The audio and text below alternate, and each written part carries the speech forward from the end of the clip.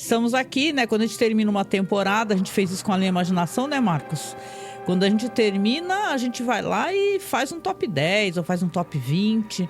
Nesse caso aqui, a gente resolveu fazer um top 10, né? Porque se você acompanhou aqui as temporadas, você percebe que nem todos os episódios a gente gosta muito. Então, e eu não deixei rolando o chat da live aqui. Eu botei uma foto do Rod Serling aqui do lado, aqui com Night Gallery, né? Opa, Monty Python Brasil, tudo bom, seu lindo? Boa noite pra você, boa noite. Ah, você que é foda, meu querido, né? Aqui a gente tá aqui finalizando mais um projeto, mas você tá com esse projeto contínuo, né, Marcos? Tão maravilhoso, né? Por favor, se inscrevam lá no canal do nosso amigo lá do Monty Python Brasil. É tão legal, gente, é muito legal. A gente já esteve lá, inclusive, né, Marcos?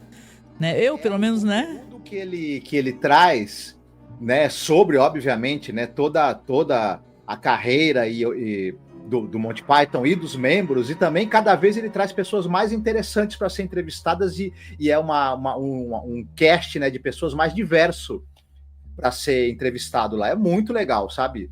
No fim, é um grande almanaque de cultura pop de pessoas que fazem e entendem, né?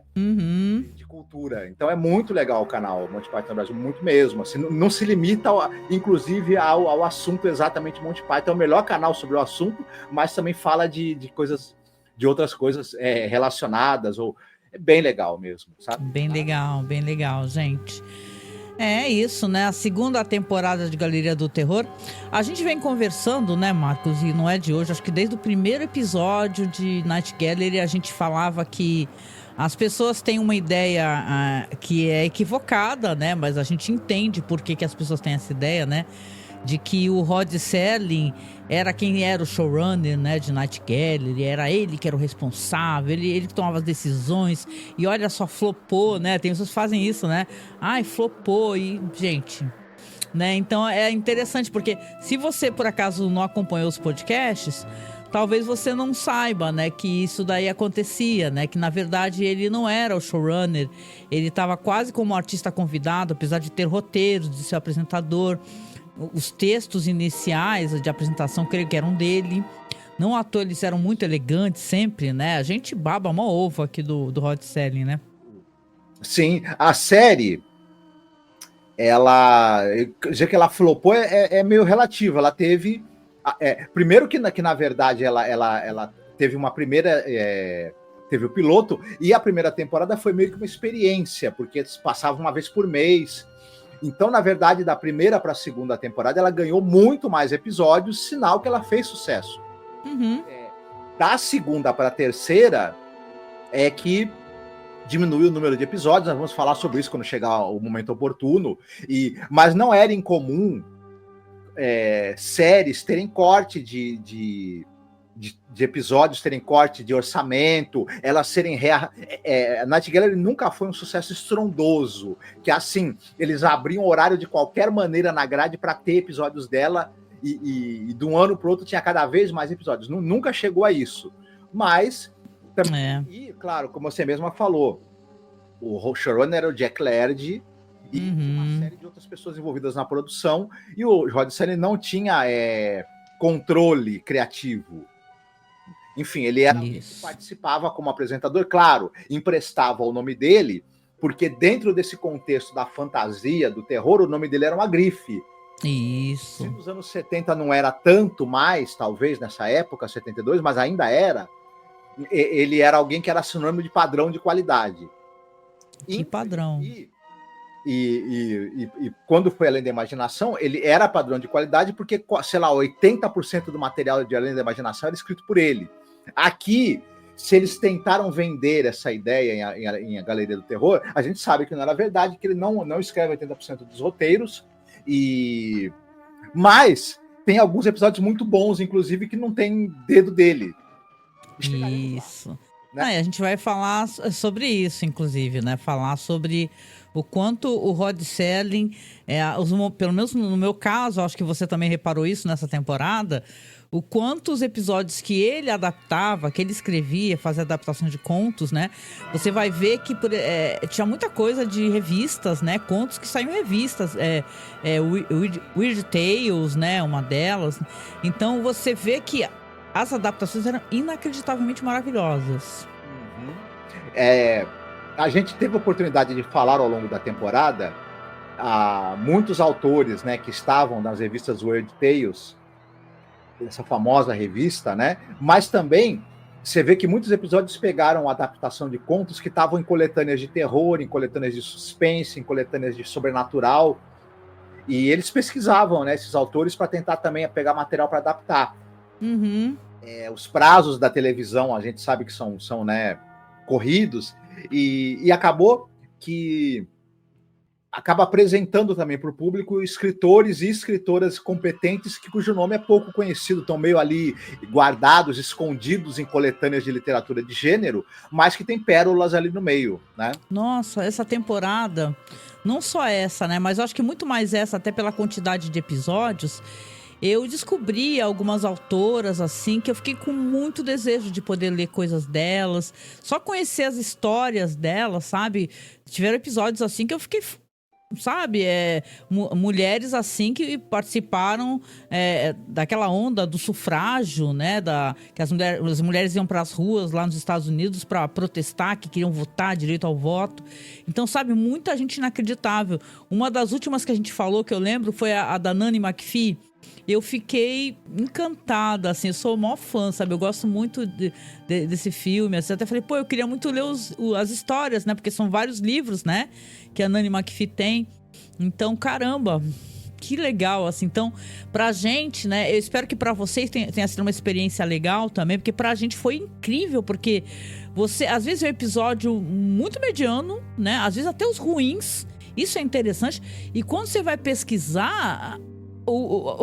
chega a ser uma pena, porque tu vai ver, engrandece demais o episódio, você vê a história da pessoa, às vezes a adaptação não deu certo por algum motivo, ou ela foi mal roteirizada, ou ela não tem sentido.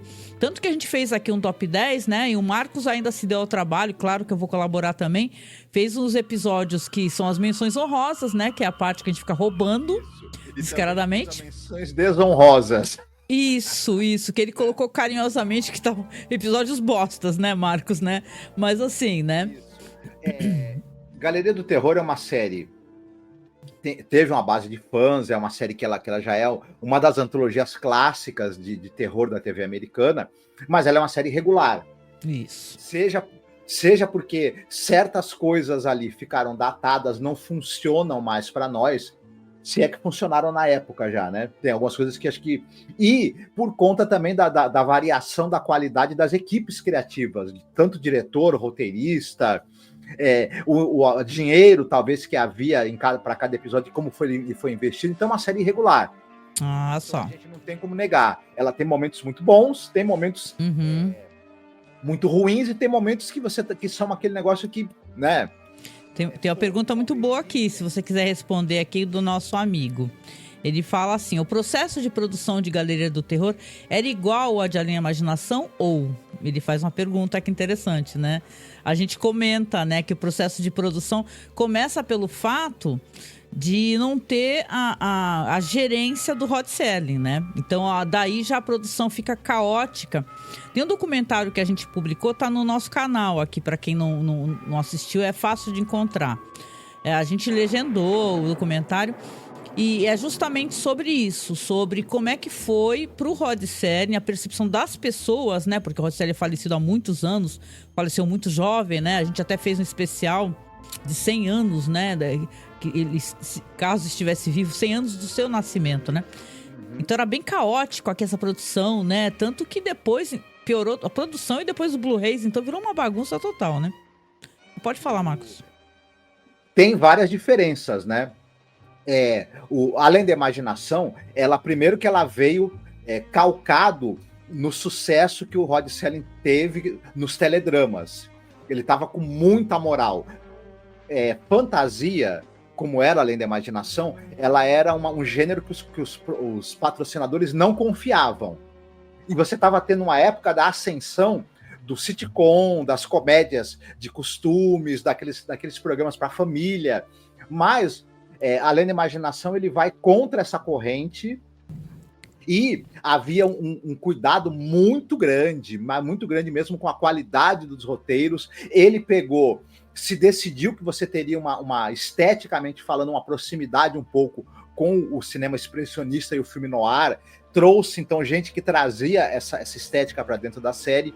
É muito diferente da produção de Galeria do Terror, que na época do Galeria do Terror você estava tendo uma ascensão das séries policiais, na verdade. E Galeria do Terror vinha ali, primeiro que se fez a experiência com o piloto, e aí encomendaram-se alguns episódios que eles estavam querendo encaixar ali para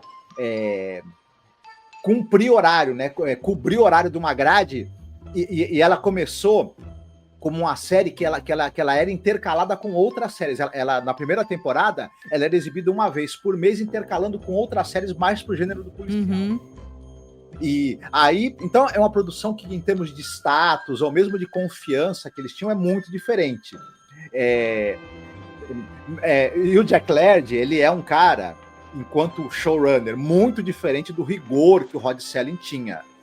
Enfim, ela era uma série que ela não tinha nada, digamos assim, do rigor que havia na produção de Além da Imaginação. O próprio produtor que trabalhava com o Rod Serling na primeira temporada e segunda de Além da Imaginação era um cara... Era o Buck Halton, né? Sim. Buck Halton era um cara muito capaz e muito criterioso. O Jack Laird é só ver... Né, Nossa, episódios de humor que ele faz, não tem nada do critério que esses caras tinham. Exatamente. Ele é alguém que como a série de Galeria do Terror não tinha nem um pouco a confiança e as expectativas que Além da Imaginação tinha por parte da emissora, deram para um cara que ele também não tinha de longe nem um pouco a competência que o pessoal relacionado com Além da Imaginação tinha. Mas, como eu diria até que pela participação do Rod Serling e de outras pessoas talentosas que acabaram entrando, acabou dando talvez mais certo até do que iria se esperar. Mas não viu que na terceira temporada a coisa fosse meio que o vinagre também, né? Aí a gente responde a pergunta, mas... Eu acho que deu uma boa respondida. Mas é assim, né? E características, claro que a série ela tem que ser contextualizada na época dela. Quando a gente fala em Além da Imaginação, que começou em 59, realmente tem uma estética, e a gente fala muito isso quando a gente grava sobre os episódios, tem uma estética muito cinematográfica. Você pode assistir a série, que sim é remasterizada, pelo menos os episódios que são episódios que não são gravados de videotape e tal, essas coisas. Mas eles são altamente cinematográficos e tal. E aqui, sim, existe, dependendo do diretor, uma outra predisposição a entregar um material de mais qualidade, mas a maior parte tem uma estética que depois, mais pra frente, a gente vai ver que vai descambar muito mais pra televisão, né? Uma estética mais televisiva. Mas essa questão do Jack Laird, eu acho que é fundamental para a pessoa entender o quanto o Rod Serling não conseguia colocar a visão dele na série.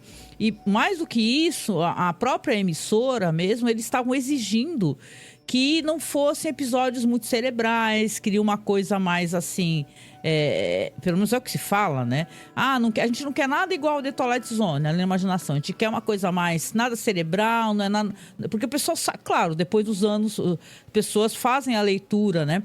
De que realmente, além da imaginação, Rod Serling falava de outras coisas, ele usava fantasia, ficção científica para falar de política e tal, né? A gente comenta sobre isso, escutem nossos podcasts, que, modéstia à parte, são muito bons, né? E isso que você falou é importante. A Galeria do Terror tinha essa coisa de eles queriam algo mais leve, né? Mas ela acaba sendo melhor quando ela foge disso. Quando ela não é leve, quando ela tenta ser... Mais pro final da temporada, eu penso que parece que assim, no começo, eles exageravam muito nas gags, né? Tinham aquelas intervenções horrorosas de gags, e depois foram abandonando isso, e na terceira temporada, quando a gente for falar, vocês vão ver que as gags foram eliminadas, né? Não fizeram nenhum sucesso, né? Mas e aí, vamos começar então comentando aqui sobre os episódios, os 10 episódios que nós gostamos, né? A gente vai falando vai comparar, às vezes a gente tem os mesmos episódios em posições diferentes. Você quer começar? Eu gosto de fazer assim. Você falou que pra você não faz muita diferença, né? Mas eu gosto de ir sempre do 10º pro primeiro. Certo. Né? Que eu gosto dessa coisa de progressão, né? E tal, eu acho que também as pessoas gostam disso, de certa maneira. Quer começar? Quem começa? Quer que eu comece? Se tu puder começar, pode começar. O meu 10º episódio, 10º preferido, né? É o Classe de 99, episódio do Jeannot Suzark, dirigido por ele, e com o roteiro do Rod Selling, e que tem o Vincent Price em um dos papéis principais, junto com o Brandon DeWilde, Randolph Mantoff, né?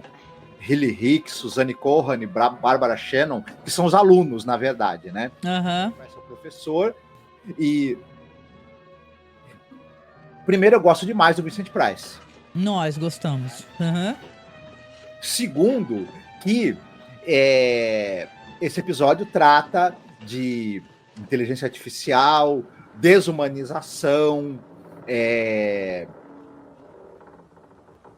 da escola, em vez de formar pessoas humanizadas, ela, na verdade, formar um outro tipo de cidadão altamente competitivo, um outro tipo de cidadão, e também ela preparar as máquinas para substituírem os humanos. E detalhe, né, as máquinas substituírem os humanos e performando não o que os humanos têm de melhor, mas o que eles têm de pior, talvez. Para mim, esse episódio ele tá mais vivo hoje do que quando ele foi feito. É verdade. Mais urgente. E então eu gostei, achei ele provocativo, interessante. Se ele tem algo também de datado, até certo ponto, na maneira como ele mostra a tecnologia, o exercício de futurologia dele não tá tão furado assim. É interessante. Então eu gostei. E tem diálogo sempre muito... Eu vou falar isso, acho que muito ao longo desse... falamos isso, eu vou repetir isso. Diálogos do Rod Selling, ó, sabe? Maravilhosos, né? E muito bons, como sempre. É interessante porque o título, né, é Turma de 99, né, Classe de 99, é como se fosse assim, eles prevendo o futuro em 99, né? É um longínquo futuro onde nessa faculdade, né, tem estudantes que estão, na verdade, aprendendo como se comportar, são robôs, né? Aprendendo a se comportar como seres humanos. E é o que de pior o ser humano pode entregar: a violência, a agressividade, o preconceito, né? Então é uma visão do Rod Selling sempre muito interessante para poder questionar, né? E tal, caramba, o que a humanidade está se tornando? Ele vai fazer isso várias vezes, ele faz isso muito na imaginação e aqui em Galeria do Terror, de maneiras diferentes. Ele tem esse olhar para a humanidade e tentar entender o que está acontecendo, sabe? A gente está... será que o ser humano vai chegar num ponto que os robôs vão precisar aprender a ser brutos, né? Cruéis, né? Assim eles seriam julgados seres humanos, né? E qual foi o teu 10º episódio? Olha, meu 10º episódio, olhando aqui, é um episódio assim, gente, eu gosto bastante do Leslie Nielsen, né? Deixa eu até procurar, que eu preparei umas artezinhas aqui. Deixa eu ver se eu encontro aqui. Agora eu vou ficar procurando com a minha visão mega limitada aqui, né? Mas é um episódio chamado Uma Questão de Medo. Gente, o Leslie Nielsen já é falecido, né? Já faz um bom tempo que ele é falecido. E eu adoro esse ator. Basicamente, a gente acompanha ele e eu acho que esse ator, e mais do que isso, o filme, né? O Planeta Proibido tem uma relação tão forte com The Twilight Zone, né? Tantas coisas que foram usadas, né? Do filme, as próprias naves espaciais. Mas aqui em Galeria do Terror, ele tá no episódio absolutamente hilário. Né? Ele acaba sendo um pouco engraçado, né? Porque é aquela história do cara que não tem medo de nada, sabe? O cara que não tem medo de nada. Ele é um cara que... Ele faz um cara que era um combatente, né? Era uma espécie de mercenário, né, Marcos, né? Nessa história aqui. Isso. E ele fica... um mercenário. Ele fica tirando sarro de um cara que tá contando ali as tragédias, que ele ficou com os cabelos todos brancos, né? Tinha muito medo. E no final de contas, né? Eles acabam fazendo uma aposta, né? O que é um mote maravilhoso para um filme de terror, né? Esse negócio da aposta. Ah, você não tem medo de nada? Ah, eu conheço uma casa tão mal assombrada, mas tão mal assombrada, que você vai sentir medo. E quando ele chega lá, tem várias coisas na casa, né? E tal. E é engraçado porque a gente sempre, eu, Angélica e Marcos também, a gente sempre reclama muito do Jack Laird, né? E esse episódio aqui, ele é um episódio que é a direção do Jack Laird, mas baseado no roteiro aqui do Theodore J. Flicker, né? Baseado, na verdade, num conto do Brian Lewis. Mas é um episódio divertido, absurdo, engraçado, com final imprevisível, né? Porque eu acho que você não consegue prever esse final. E eu coloquei aqui no 10º, mas eu acho ele entra muito por ser divertido, sabe? Episódio divertido. É um bom episódio. Tem um embate muito bom entre o Leslie Nielsen e o Fritz Weaver. Falamos já desses dois atores, né? E vale também por conta deles. Eles estão muito bem. O Leslie Nielsen sempre dá show, né? E eu também acho. Ele é um episódio interessante, ele é divertido. Ele tem uma reviravolta, né? Curiosa, bastante curiosa. E também tem um plot twist ali que... e eu gostei também do episódio. Não tá na lista dos meus preferidos, mas eu gostei bastante. Ah, que legal, né? Eu gostei também. Boa noite, olha só quem chegou aqui, a Amy. Depois você coloca o teu nome aí, boa noite. Falou assim, cheguei atrasado, mas vou assistir logo mais. Ah, ótimo, eu também faço muito isso. Sabe como é que eu faço nas lives quando eu chego atrasada? Eu fico voltando tudo pro começo. Aí eu vou ver do comecinho da live. Mas que bom, depois você fala os seus episódios favoritos. Vamos fazer assim? Quem chegar aqui, depois fala os seus episódios favoritos, caso tenha assistido, né? Pra ver se bate mais ou menos com os nossos, né?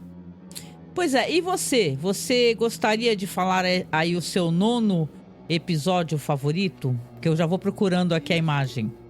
Foi o Lindemann Sketch. Ah... Que é do Jeff Corey, né? Também roteiro do Rod Serling.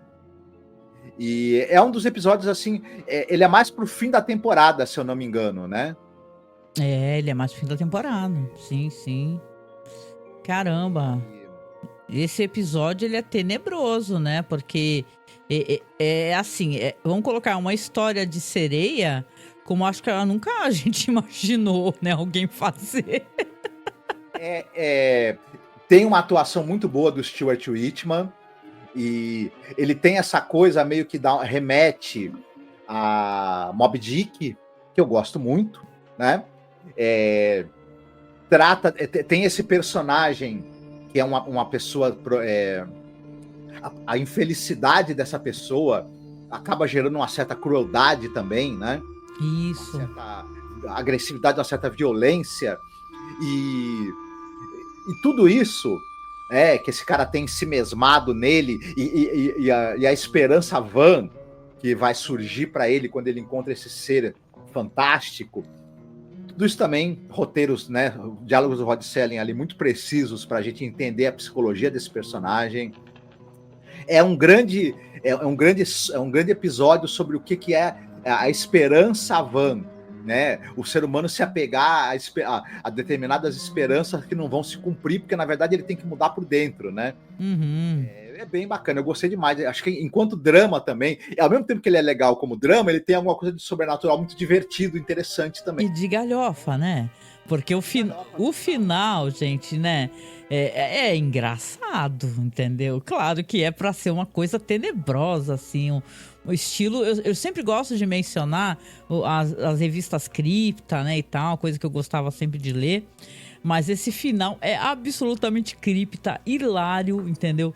Se tu tá levando a sério toda aquela coisa, assim, do cara... Nossa, que cara infeliz, amargo, né? Ele precisa tanto de companhia, ele quer tanto ficar com essa sereia. Quando chega no final... Basicamente, nossa senhora, ele se dá muito mal, gente. Dá muito mal mesmo, né? Ah, mas é legal, gente. É legal, assim. A gente tá falando um pouquinho, assim, rápido, né? Mas deixa eu ler os comentários de vocês aqui. Oi, Augusto. Falou que o nome dele é Augusto. Tudo bem, Augusto? Opa, boa noite, Augusto. Ele falou assim, eu acho que bate sim meus favoritos. Fui muito influenciado por vocês. Ele falou que nós influenciamos, tá vendo? A gente fica influenciando as pessoas, né? Bom, que isso é bom de certa maneira, porque a gente tem muito isso, né? A gente tem essa mania de, às vezes, o episódio ele não é tudo isso, só que a gente acaba pesquisando tanta coisa que tu fala, caraca, né? Tá tão legal, né? Não tem como não elogiar certas questões que o episódio tem, né? É por isso que eu tenho uma certa tendência a não ficar descartando tudo como lixo, né? Porque tem muita gente que é assim, né? Fala, nossa, esse é o pior filme que eu assisti, né? E às vezes, nossa, o que é isso aqui? E antologia tem isso, né? Antologia, diferentes pessoas com diferentes gostos vão gostar mais de um ou de outro episódio, né? Ah, sim. Eu tava vendo que parece um bagulho ali, o processo ali na segunda foto, mas é que o chat do StreamYard fica aparecendo ali também, no fundo, né? Ah, o Augusto falou assim, que não conseguiu ainda assistir a todos, mas assim que fizer, farei a minha lista. Faça a sua lista, faça que vocês vão ter bastante tempo, porque a gente costuma começar o ano, né, gente? Com os episódios, né? A gente acabou tendo essa tradição, né, Marcos? De começar o ano falando do Rod Série, falando dos episódios. E aí a gente vai começar, no outro ano a gente começa mais uma temporada. Aí acaba levando anos, né? Pra fazer, mas de certa maneira faz a gente também conseguir voltar aos nossos trabalhos do site, né? Pesquisa sobre cinema, né? Olá, mais um Augusto. Tudo bem? Sejam bem-vindos todos os Augustos, muito bem-vindos. Então, agora é minha vez, né? Vamos lá, então. Agora eu vou, então, pro meu... Você falou do... O meu é o 9 também, né? Agora, né? O 9. Eu vou vir com o diferente do que você selecionou. Deixa eu escolher aqui, porque... Nossa, eu fiz tudo com tanto esmero, assim, mas na hora de tudo é que lidar com a live, lidar com tudo, é tanta coisa pra fazer, né? Mas vamos lá. O episódio que eu escolhi aqui é um episódio chamado Brenda. Né, que apesar do Marcos não ter escolhido, eu tenho certeza que ele também deve ter achado esse episódio muito interessante. Porque ele vem de um conto, de uma história, a gente chegou a ler o conto, que as pessoas fazem várias leituras, sabe? As pessoas querem entender, porque a autora, ela faz uma conexão, assim, desse monstro que essa menina encontra, porque ela encontra um monstro, a Brenda, e ela lidando com esse monstro, com esse deboche, com essa empáfia, ela sendo uma jovem problemática, né? Que não se entende com a família, com essa coisa da adolescência, sabe? Da maturidade. O conto, ele tem até muito mais questões que são abordadas assim, conta muito mais da história, como é que ela ficou depois que saiu da ilha, porque ela está numa ilha, né? Pra quem não conhece a história, é uma menina que ela encontra um monstro, né? E ela acaba atraindo esse monstro pra um buraco, assim, na ilha. Só que ela mesma depois vai e solta o monstro, entendeu? Claro que esse monstro, de certa maneira, ele representa essa coisa da adolescência, dela não conseguir se entender com os pais dela, né? Várias questões. E eu achei tão interessante o Brenda, né? Primeiro que a atriz, a Laurie Prende, né? Ela tá fantástica. Depois a gente comenta no episódio, inclusive, que ela participou de várias produções legais e ela sempre brincava que ela sempre fazia garotas ou mulheres estranhas, né? Meio bizarras, né? Ela falava. Ela participa de vários episódios daquela série Hulk, por exemplo. Então, cara, esse conto aqui da Margaret Sinclair é fantástico, tá? É fantástico. Procurem, tá? Esse conto com o mesmo título dela, que vocês vão ter uma história perturbadora. Porque as pessoas não conseguem fazer a leitura direito. Porque no final, depois, quando ela vai tentar... Esse monstro vai ser atacado pelos moradores da ilha. Ela vai tentar pedir o perdão dele. Falar que vai reencontrá-lo. Que eles vão sair juntos dali. Então são leituras, sabe? Tipo assim, de uma adolescente que não se entende com a família. Saca? Olha, muito legal. O Brenda achei um barato. Esse monstro pode ser ela mesma. Inclusive. É um aspecto da personalidade dela. E eu gostei também. Eu achei que o roteiro do Douglas Reis escrevendo como Matthew Howard, né, usando um pseudônimo. A gente achou isso muito estranho. Do conto da Margaret Sinclair. E é um episódio bem interessante, foi um dos que mais me deixou intrigado. Ele talvez até não entrou na minha lista por conta de eu não ter conseguido até me resolver completamente, né, na minha cabeça. Mas ele me intrigou e eu gostei também bastante. Eu achei bem interessante. Ah, que legal. Augusto aqui. Augusto, obrigada por ajudar nos ajudar com a nossa vaquinha. Obrigada, Augusto, né? A gente tá pedindo apoio, né? Inclusive para poder continuar esse projeto, gente. A gente queria até colocar uma meta, né? Eu tava conversando contigo, se for possível, né? De a gente conseguir pelo menos uns 30 apoios no Apoia-se, né? Ia ser importante pra gente continuar a manter o projeto, comprar os gadgets, né? Uma webcam nova. Ele falou que não assistiu ainda o último episódio, né? Não viu ainda. Acho que você vai gostar bastante. Porque a gente até comenta, são muito interessantes. A série terminou de uma maneira muito estranha. E ele fala que...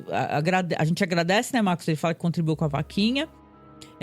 O Fábio também tá aqui. Fábio, boa noite. Tudo bem contigo? Seja bem-vindo. Boa noite, Fábio. E o Augusto fala que achou sensacional o nosso trabalho. Olha, muito obrigada. A gente faz com muito prazer. E mais do que, sei lá, do que tudo, sem a companhia de vocês, sem o apoio de vocês, é impossível, né, Marcos? Poder continuar fazendo. Agradece muito. E boa noite pro Lás também. Oi lá, o Lás dá maior força, sempre compartilha as postagens no Blue Sky. Obrigada, viu, de coração, viu? Ele falou aqui, Augusto, que vai terminar de ver a live depois.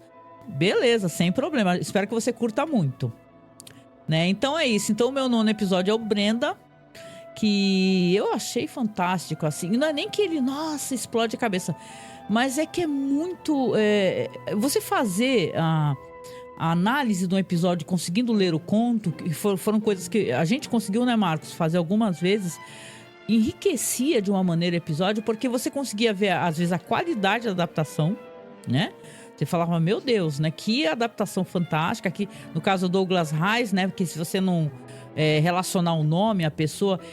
Olha, os episódios dirigidos pelo Douglas Reis em The Twilight Zone são famosos, né, Marcos? Tu lembra alguns, assim, de cabeça? Todo mundo elogia, fala assim, esse cara é incrível o que ele fazia. Isso, se eu não me engano, por exemplo, você tem aí o Eye of the Beholder, só pra citar um, né? Aquele da Manequim. Uhum. Também, né? Enfim, talvez talvez não. Eu acho que é o melhor diretor, né? Era um dos melhores. A gente teve além de imaginação. Você tem o Buck Houghton produzindo, junto com o Rod Serling, e o Douglas Reis, você sabia, você tinha certeza de um bom episódio. Era tranquilo. Sim. E a gente vê, né, que ele também apareceu aqui roteirizando esse episódio da Brenda e também foi bem bacana. Pô, com certeza, com certeza. E aí, tu quer continuar? Então agora seria então o seu 8º, correto? Isso. Esse aqui, assim, eu não gosto muito de histórias de Natal, não é muito a minha praia. Mas apesar de eu não ser chegado em histórias de Natal, o 8º para mim ficou o Messias em Mott Street, The Messiah on Mott Street, dirigido pelo Don Taylor, de novo o roteiro do Rod Serling. E se a história desse episódio, ela tem algumas coisas que eu gostei muito, a representação de um homem negro como anjo, por exemplo, essa coisa desse homem que está perdendo totalmente a esperança, está velho, está doente, mas enfrenta o anjo da morte, né? Se recusa a se entregar. Enfim, se tem alguma coisa de história de Natal também com um final um tanto quanto assim feliz e piegas, que é o que eu acabo não gostando muito de histórias de Natal.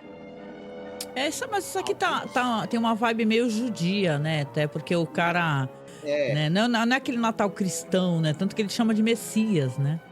Isso, é meio que uma história de Natal também para os judeus, né? De certa maneira. É uma história de milagre natalino, como se fosse um milagre na rua, acho que não sei se é 34, né?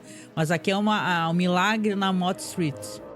Isso. Messias. O Edward G. Robson, as falas que ele tem,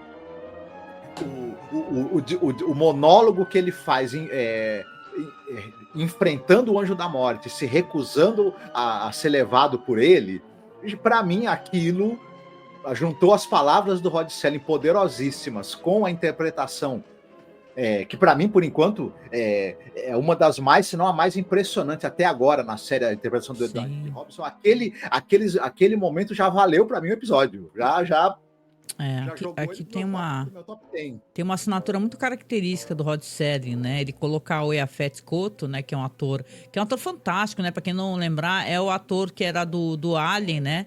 O Oitavo Passageiro, ele era um dos mecânicos, ele é do The Running Man também.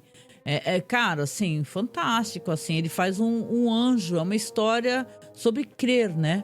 Crer em um milagre. Assim, claro, isso é uma coisa muito natalina. Eu acho que o Rod Serling tem lindas histórias, pelo menos aquela lá do A Noite dos Mansos, né? Linda, maravilhosa, emocionante. Mickey, né? Night of the Meek. Mas aqui você tem uma história que ele quebra com essa visão do anjo, a pessoa branca, né? Ele coloca o homem preto, assim, que ele que vai salvar o dia. E será que ele salvou? Ele ainda deixa em aberto, assim. Será que foi a sorte? Será que foi, sei lá, né? Mas é muito legal acreditar nesse milagre que acontece aqui nesse episódio, né? Uhum. E você, qual foi o seu oitavo? O meu, peraí, que eu vou preparar. Você já me chamou aqui pra poder coisar. Eu vou ter que preparar aqui o oitavo, né? Pô, eu me amarrei nesse episódio aqui. Ih, meu fone começou a reclamar aqui de... Vai falando aí que meu fone começou a reclamar de falta... Que tá querendo descarregar. Que eu tô com um probleminha com os fones aqui. Uhum. Infelizmente. Aí eu vou dar uma mutadinha. Aí... Pra poder, né, Tá, já deixei episódio aí, mas eu vou trocar, tá? Dá um minutinho pra mim, mas vai conversando com a galera que eu já volto. Certo. Uhum. Eu te escuto, mas você me escuta? Não, mas é que eu tava mutado aqui. Eu tava mutado aqui que eu tive que desconectar. E eu quero ver se o StreamYard, ele entendeu que eu tô com outro fone. Uhum. Deixa eu ver se ele já pegou sozinho aqui. Deixa eu só conferir. Mas ele, ó, o microfone ele trocou sozinho. Vê como ele é danado, hein? Olha só, trocou o microfone, gente. Tá me ouvindo agora? Agora tô ouvindo perfeitamente bem. Gente, olha isso, né? Acontece. E detalhe, né? A gente, você vê, né? A gente faz o possível pra tentar investir, né? Em ter, mas a gente arrumei um fone novo que ele basicamente não tá funcionando direito. Mas vamos lá, né? Sem mais delongas, que esse daqui é o episódio que eu selecionei aqui, que é o oitavo. É o... Quando a tia Eida veio para ficar, tá? Cara, é mais um episódio também do Douglas Reis, acreditado assim né? Na doideira, né? Na doideira, né? Porque, cara, esse é um episódio fantástico. É um episódio de um casal que tipo assim, uma espécie de tia-avó de um deles, acho que é da esposa, chega na casa, só que a mulher é muito estranha. Ela é muito sinistra, ela é muito estranha. Aí o que acontece? E ela fica fazendo umas paradas muito loucas. Ela fica tentando dar um chás pra mulher do cara. Entendeu? A cadeira que ela senta a grama não cresce embaixo. Tipo assim, e a mulher é uma bruxa, entendeu? E mais do que isso, ela é uma bruxa que ela quer pegar o corpo dessa sobrinha dela. Então, é um episódio que ele é fantástico. É outro que eu consegui ler o conto, tá? Esse daqui é a direção do William Haley. E o roteiro é do Alvin Sapinsley. Mas você tem uma galera, ele tem uns efeitos especiais, que é quase uns defeitos especiais, assim. Tipo, reprodução de várias imagens da bruxa, assim. Ela sabe, como se entrasse várias vezes a mesma atriz. Ele Jeanette Nolan se divertindo muito, né, no papel. Não, e a Jeanette Nolan, ela tem uma parada, essa atriz, que ela curte fazer essas maquiagens. Então você vai ter ela na primeira temporada fazendo uma velha de novo. Então ela tinha essa vibe de ficar fazendo maquiagens hilárias, né? A Jeanette Nolan. Então, cara, era muito engraçado, muito engraçado. Eu gosto desse episódio. Eu coloquei aqui no top 10 porque ele meio que passa batido. As pessoas não lembram muito, né? Que tem esse episódio. Ele é muito divertido. Quando Tia Eida veio para ficar. Eu gosto bastante. Agora eu tô com um fone aqui que eu não gosto muito, que é o que eu chamo de Alô Amigos da Rede Globo, né? Porque você tá ali, parece que você vai... Fala aí, Galvão, né? Fala aí, Galvão Bueno. Né? Mas é isso, né? E aí, vamos pular então, porque a gente não tem ainda os horrorosos, né? Quem escutou os podcasts, eu acho que já até sabe quais são os piores episódios, na nossa opinião, né? Mas se tu quiser falar, fala que eu já vou procurando aqui pra você a imagem. Isso, o meu próximo é o sétimo agora, né? Isso. É o Delivers in the Here, né? O entregador na porta dos fundos, né? Algo assim. Eu traduzi na doideira como entrega pela porta dos fundos. Uhum. Não por coincidência, mais um roteiro do Rod Serling. Ah, pois é. E direção do Jeff Corey. E a gente até já falou, você citou bastante, né? Que tem lembra um pouco o caso daqueles dois sujeitos ali na Inglaterra que... o Burke and Hare, né? William Burke e William Hare. Que a gente até fez um true crimezinho curto, lembra? No The Twilight Zone. Uhum. Isso, e que os dois caras, eles vendiam corpos, né? De pessoas... para os estudantes de medicina e tudo mais, e na falta de corpos começaram a produzir corpos também, né? Matar pessoas. Nossa. Enfim. Mas esse episódio, para mim, ele tem essa coisa que ele é muito bem dirigido, ele é interessante. O Cornel Wilde, esse sujeito ali, né? Que ele, ao mesmo tempo que ele é um médico, que ele quer pesquisar como prolongar a vida, como vencer as doenças, ao mesmo tempo ele tem um desprezo porque não tem dinheiro, quem é de uma classe social inferior, e tudo, enfim, é um episódio que além dele ser divertido e interessante enquanto episódio de terror, tratar desse tema mórbido, né? Isso, ele tem uma morbidez, né? Ele tem uma seriedade no episódio de terror, né, mesmo esse aqui, né? Uhum. E ao mesmo tempo, ele tem uma camada ali boa de crítica social, de reflexão sobre o valor da vida. É um episódio muito legal, mesmo, muito interessante. E, enfim, por isso que está no meu 7º lugar. Ele está um pouquinho acima dos outros, porque além dele ser muito bem escrito, eu também acho ele muito bem dirigido. Isso. Com alguns toques ali de direção e uso da câmera que me chamaram muita atenção também. Ele tem uma vibe muito assim, os trabalhos do Roger Corman, né? Ele tem toda uma reconstituição de época, sabe? Esse episódio é fantástico, pra quem não assistiu, né? Poxa, é fantástico. Ele é muito climático, sabe? Ele é muito legal, assim.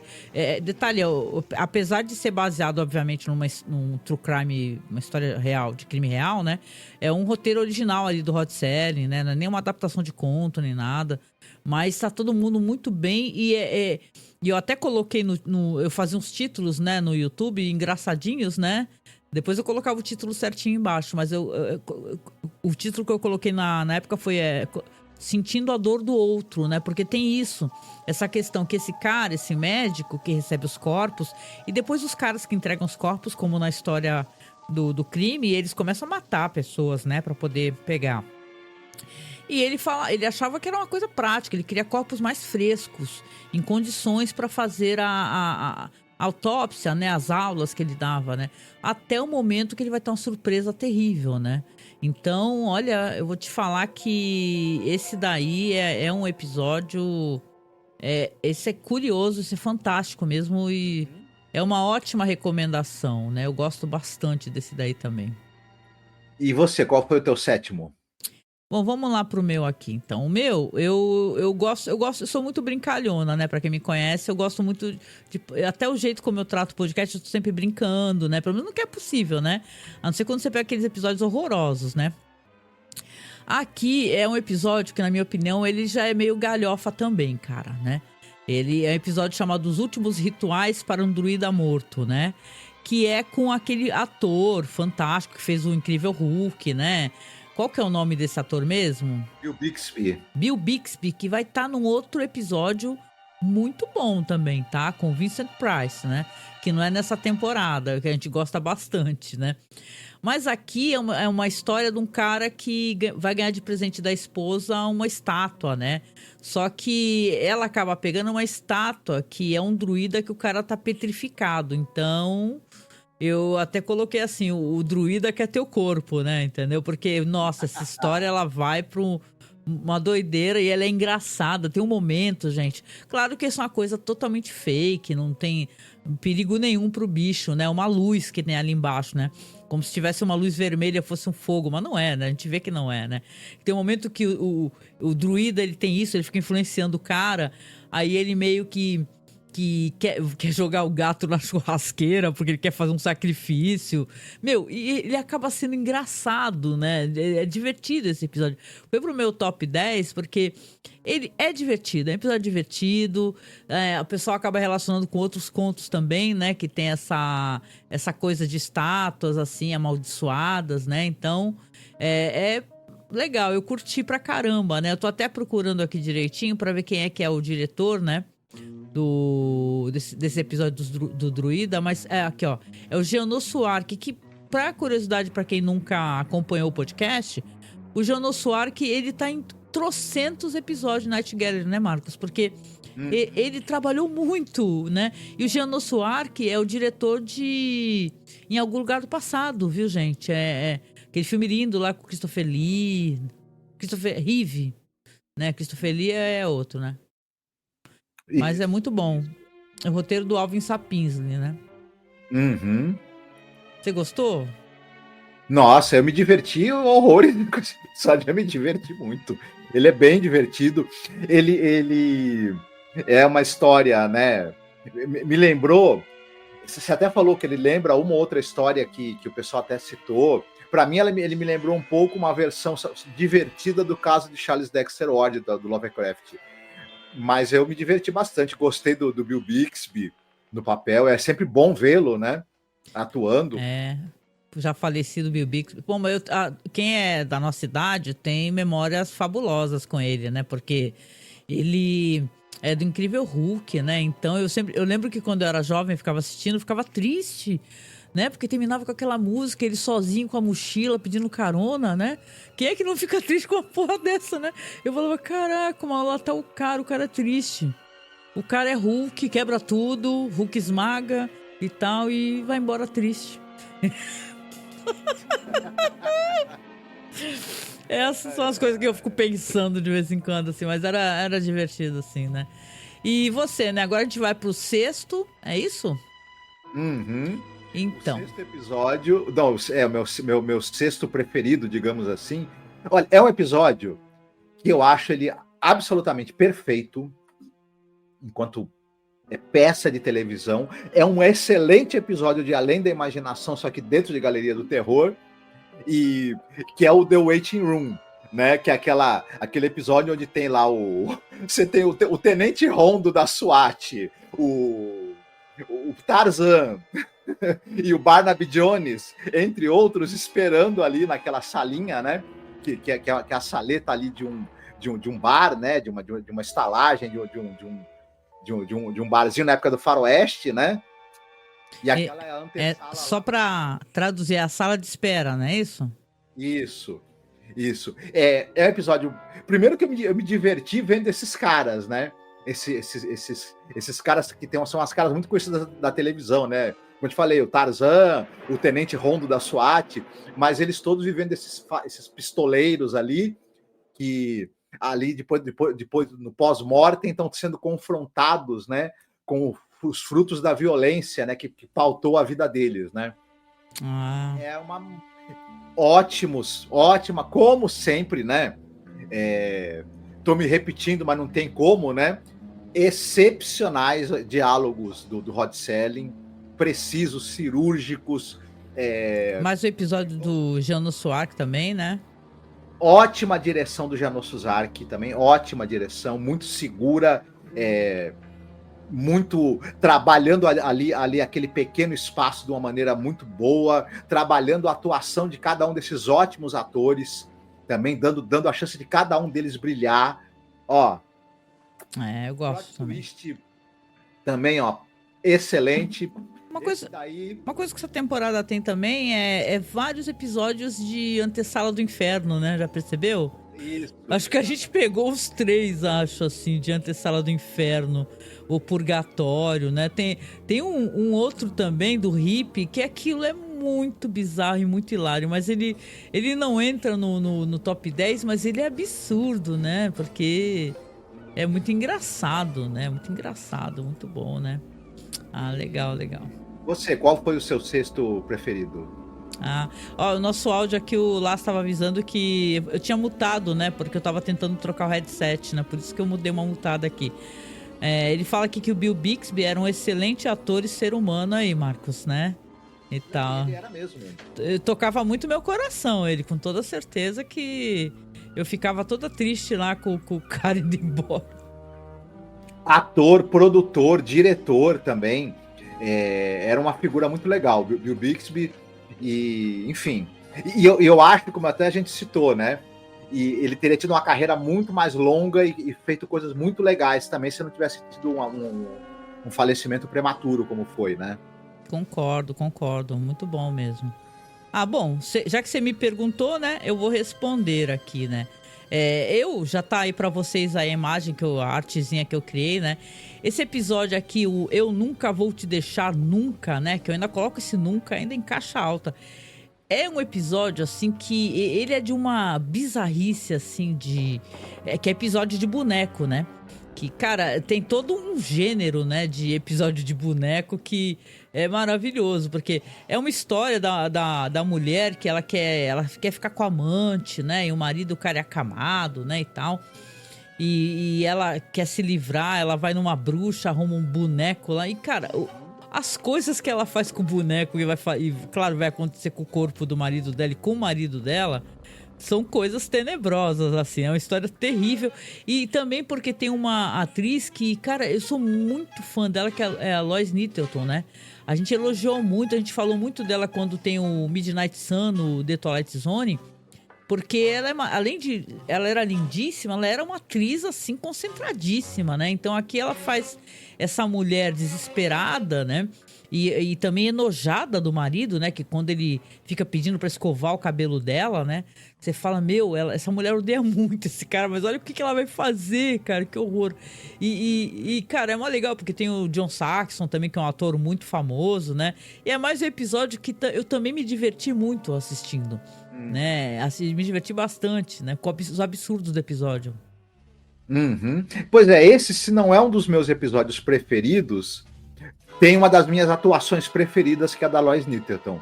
Uhum. Ela é realmente, ela é o episódio, né? Depende muito, muito dela. Mas é interessante, é bacana mesmo. Ah, legal. Esse aqui é a direção do Daniel Heller e o roteiro do Jack Laird. Mas é um roteiro aí baseado num conto, né? Do René Morris, né? Baseado num conto, mas o Jack Laird não deixou a peteca cair no roteiro.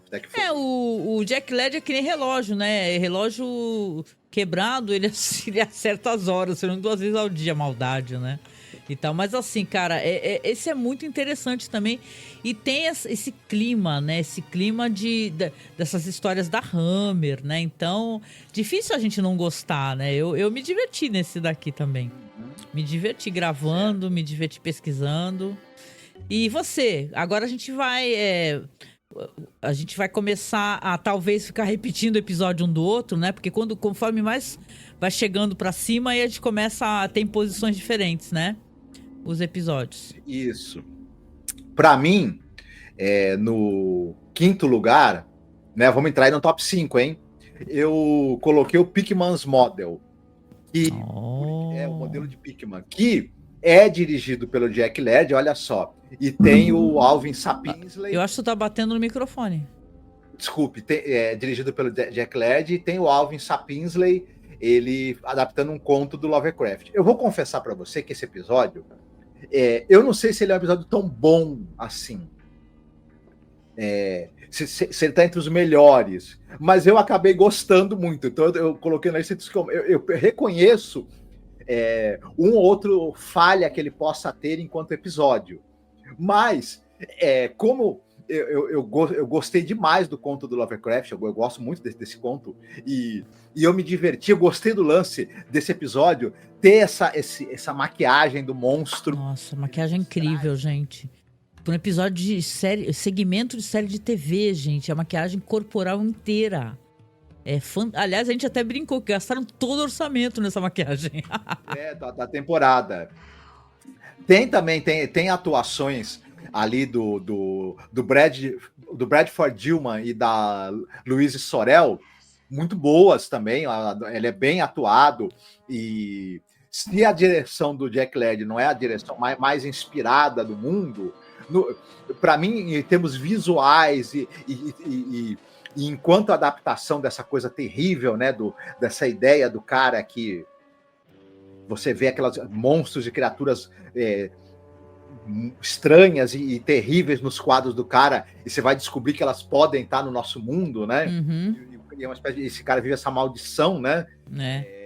Eu achei bem divertido, bem legal e uma chance de ver uma adaptação interessante de Lovecraft, né? Sim, não, e não é fácil, né? Adaptar Lovecraft, né? Então, E, os caras criarem uma história que acaba sendo convincente, né? E aí você vai procurar no YouTube, porque eu fiquei curiosa, fui procurar, né? E tem várias adaptações, tudo bem, feitas por fãs, às vezes, né? Mas essa daqui é uma das melhores, sabe? Assim, então é inesquecível, né? Aqui é a direção do Jack Laird, né? Roteiro do Alvin Sapinsley também. isso. E vai ter um outro episódio também adaptado do Lovecraft nessa temporada, que eu achei até melhor que esse. Que eu também gostei, mas vamos chegar lá ainda. E você? Se vocês estão acompanhando, acho que vocês até sabem qual que é, né? E tal, né? Bom, vamos lá, né? Porque assim, eu tô gerindo a live, aí tem que procurar a imagem, eu tô fazendo tudo junto, assim. Olha, aqui, aí a gente vai acabar se repetindo de certa maneira, porque quanto mais próximo eu falei, a gente acaba se repetindo. Por exemplo, aqui no caso, eu escolhi um episódio que você deve ter escolhido mais lá pra cima. Mas vamos lá, deixa eu ver se eu coloco aqui pra gente aqui. Depois, quando eu coloco novamente pra você, quando você selecionar. Aqui eu escolhi, nesse momento aqui, para posição número 5, né? A Lacraia. A Lacraia, gente, é um dos episódios bem de finalzinho de temporada mesmo, né? E até eu meti um aviso de gatilho no começo, né? Gatilho no sentido de eu tenho um verdadeiro pânico, né? De insetos assim, ainda mais rastejante, ou inseto que entra. Meu Deus, já pra lá. Escutem um podcast, né? Que é o último, né? E aqui eu coloquei porque é uma história que é maravilhosa, né, gente? Porque ela é de uma brutalidade, né? E aqui você tem o roteiro do Rod Serling, tem o Janos Suark novamente, mas tá todo mundo muito bem nesse episódio, né, Marcos? Tanto a Joanna Pettet, né, Joanna Pettet, sei lá, quanto o próprio Lawrence Harvey, né? Depois, conversando contigo, eu descobri que o cara, ele é aquele amigo lá da Máquina do Tempo, filme clássico, né? E eu fiquei, que eu adoro pra caramba esse filme. E eu coloco aqui porque é um episódio terrível, gente. Ele é terrível, ele é brutal, né? Porque é de um homem que ele começa a cobiçar a mulher do outro, né? E ele tá nos bornéus, né? E tal. Então ele lá tem insetos exóticos, não é verdade, né? Inclusive o autor, a gente conversou, né? O autor, o Oscar Cook, né? Tem um conto dele, Boomerang. E ele realmente ficou anos trabalhando lá nos bornéus, então ele devia ser aquele gringo desesperado, né? E aí vai entrar a ideia é pegar um inseto, no caso é uma lacraia, mas é uma lacraia muito específica, né? Que ele quer matar o marido dela para poder ficar com ela. Só que dá tudo errado, cara, dá tudo errado. E isso é absurdo, cara, porque é um episódio assim que você sente a dor do cara, que ele vai se dar muito mal. É inacreditável o quanto ele se dá mal, esse personagem. Merece, mas... Ele merece. É que nem o da mulher do boneco de voodoo, né? Você fala, cara, eu vou ficar com pena. Olha o que essa mulher acabou de fazer, né, meu? Sei lá, né? Então é uma história tenebrosa, assim. Aqui às vezes está traduzido como a lagarta. Mas a verdade é a lacraia, porque não é uma lagarta, é a lacraia mesmo, entendeu? Que vai entrar na orelha do cara. Olha, pra mim, é um dos melhores episódios da temporada. É um episódio que eu acho ele perfeito. É uma peça de audiovisual perfeita. Excelente direção é o Janos Suark, né? Isso. E tá inspirado pra caramba, né? Nesse momento o Janos Suark. É um dos episódios mais bem dirigidos da temporada. É um dos que você tem a câmera, a iluminação trabalhando ali para contar a história. A atuação do Lawrence Harvey é simplesmente sensacional. Me pegou de surpresa.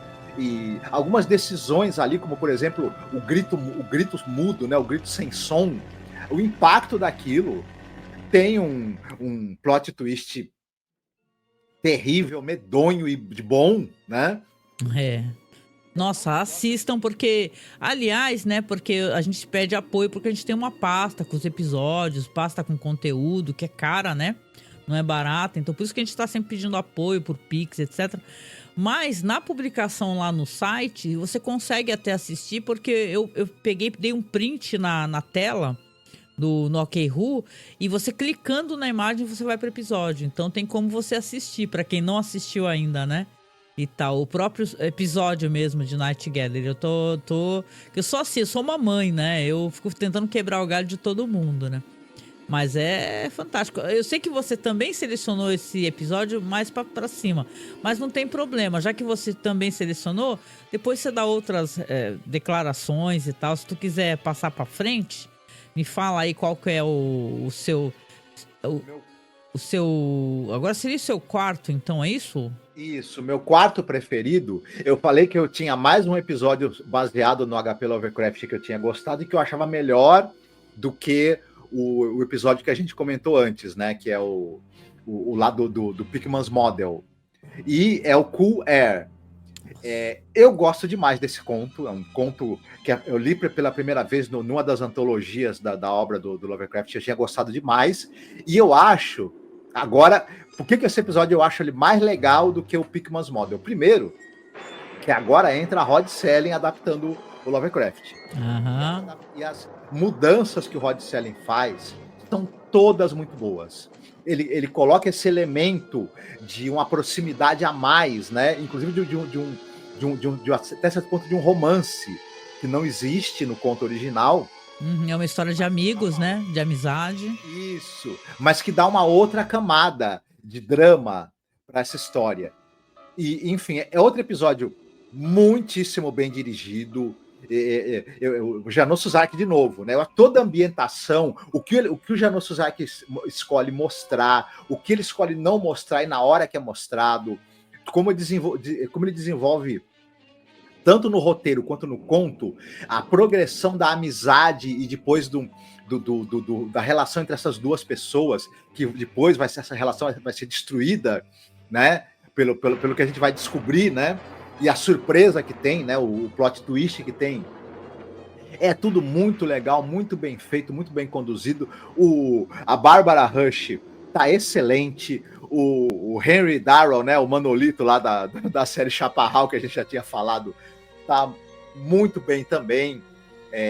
A Beatrice Kay também, que se não me engano é que faz a senhoria, né? Lá da pensão de o cara mora. Não, e até... Pra mim... Até falando um tiquinho, assim, da história, as pessoas... Né, quem não conhece, talvez, o conto, né? Que é uma história de um cara que ele reside num pensionato e tal, um cara com grana.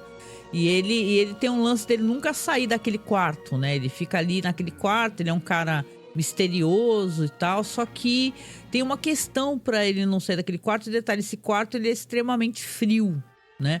Não é à toa que é o nome do conto, é Ar Frio, né? Cool Air.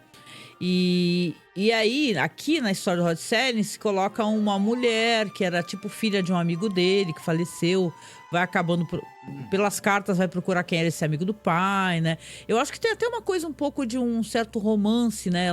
Ela se apaixona, se encanta por ele, e a história termina de uma maneira que vocês viram aí, né? A imagem que eu coloquei, porque é... basicamente a história de terror, né? O jeito como termina, né? Por que esse cara precisa de tanto de ser refrigerado o tempo todo? Por que será, né, gente? Né? Que ele precisa de refrigeração, né? Então é muito legal, né? Eu gosto também. Eu gosto do Lovecraft, né? E tal. É muito legal. E é tal negócio. E nem sempre a gente pega adaptações boas, né? Lovecraft, a gente pega e fala, cara... Não deu, essa aqui deu muito certo. Deu muito certo. Sim. Numa série feita pra TV, né? Deu muito certo, né? Uhum. E você, qual é o seu quarto episódio preferido? O quarto a gente já falou, né? E tal, mas eu não vou nem colocar arte aqui, porque a gente já comentou, eu coloco, não sei. Que é o Entrega pela Porta dos Fundos, né? Eu adoro esse episódio.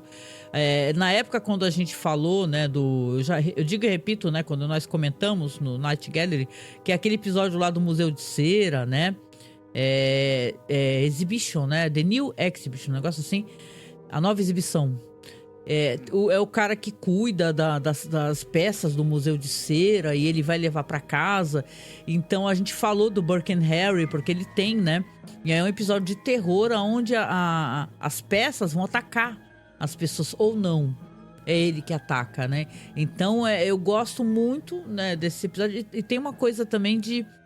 Nesse caso aqui, Entrega pela Porta dos Fundos, tem tudo aquilo que a gente já comentou, que eu comentei, de ter um clima muito bom, né? Eu acho que ele funciona muito bem, acho que tá todo mundo muito bem também.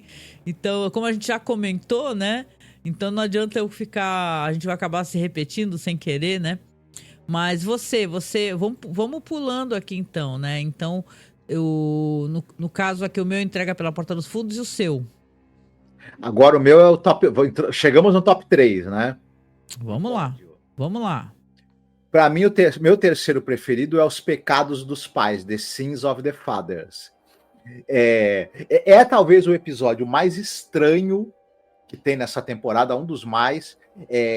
Ele vai por um caminho muito diferente do que os outros episódios, né, que você tem. Ele é muito curioso, essa história que se passa ali na Idade Média, que tem a ver com essa tradição do devorador de pecados, né? Uhum. E tem a ver também com essa coisa desse conflito muito pungente que a mãe, né, do menino, que é o personagem principal, tem. Enfim, é um episódio de horror, porque ele trabalha em cima de uma ideia muito, muito terrível que você tem com a qual você tem que conviver, e justamente porque ele tem que trabalhar em cima de um conceito que você precisa compreender a profundidade desse conceito e por que ele é tão terrível, né?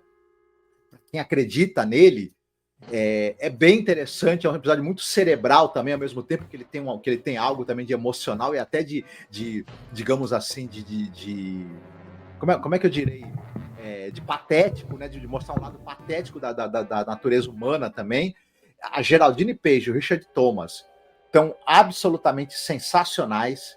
E tem também a querida Bárbara Steele no episódio. Então, para mim, é um negócio que, É isso, é um climaço mesmo, é um episódio tenebroso, né? Porque o jeito como ele termina, né? Não à toa o título Os Pecados dos Pais, né? E o moleque vai lá para poder fazer o trabalho do pai, que é um devorador de pecados. Então, é muito bom. E detalhe, assim, eu tava olhando a minha lista aqui, o meu também é o terceiro, Os Pecados dos Pais. olha, que legal. Então, calhou de coincidir direitinho, né? Não tem problema. Então, concordo contigo, assim, é um dos melhores. Claro que vocês vão ver, né? O primeiro lugar, né? O primeiro lugar é um dos maiores episódios, inclusive, vocês lembram de Night Gallery muito pelo episódio que a gente vai falar, a gente vai chegar lá, né? Mas o meu também, o meu é esse aqui. Então, vamos pular pro seu segundo aí. Bora lá. Certo. O meu segundo é o The Caterpillar, né? A lagarta. Ah, legal. Você colocou bem pra cima, né? Então, né? Ah, legal. Eu acho esse episódio, ele é perfeito, já falamos agora bastante sobre ele, mas ele é uma peça de televisão, assim, que pra mim, eu não tiraria nada. Enfim. E eu acho que a gente comentou aqui, muitos episódios que a gente gosta seriam bons episódios de Além da Imaginação, né? Mas eu acho que o The Sins of the Fathers e o The Caterpillar são episódios que eles são muito se afastam também do que seria um episódio de Além da Imaginação. Eles se sustentam muito bem como histórias que parecem com elas mesmas, né? E eles ficariam bem em qualquer antologia, no meu entender. Ah, que legal. Oi, Del, boa noite, tudo bem? Ó, tá falando aqui, ó. Cool Air é muito bom. Também teve uma adaptação daquele filme Necronomicon. Quando nós gravamos, nós falamos, sabia? A gente comentou, né? Porque a gente fez assim, em Além da Imaginação, a gente recomendava um filme, uma série, um livro. A gente comentou, né, do Necronomicon que... Você comentou que teve a adaptação do Necronomicon, né? Não, e fica aqui um spoiler de projetos futuros da gente, que a gente vai falar dessa antologia, viu? Necronomicon, a gente gosta pra caramba e a gente tá com isso daí no projeto porque tem a ver com o diretor que a gente vai mencionar, então vem coisa boa por aí, gente, né? Mas é uma ótima recomendação, né? Que história sinistra, né? Meu, é muito legal. Aliás, esse segmento do Necronomicon é o melhor do filme, na minha opinião. Porque são 3 histórias, né? Que eu lembro, né, Marcos? E o melhor é o do cara que chega naquela casa lá, beira-mar, né? Que, nossa, muito bom mesmo, muito bom. Pois é, então, vamos lá então. Agora, no meu caso aqui, a gente já comentou, Então acho que eu não vou me repetir, mas o meu segundo lugar aqui é o Cool Air, né? Ar frio. Né? Então a gente já comentou um pouquinho, né? O quanto a gente gostou, o quanto a gente achou o desfecho interessante, o quanto a gente gostou da adaptação, gente. Como o Rod Serling adapta bem as histórias, né? É uma adaptação muito interessante. Ele trouxe outros elementos.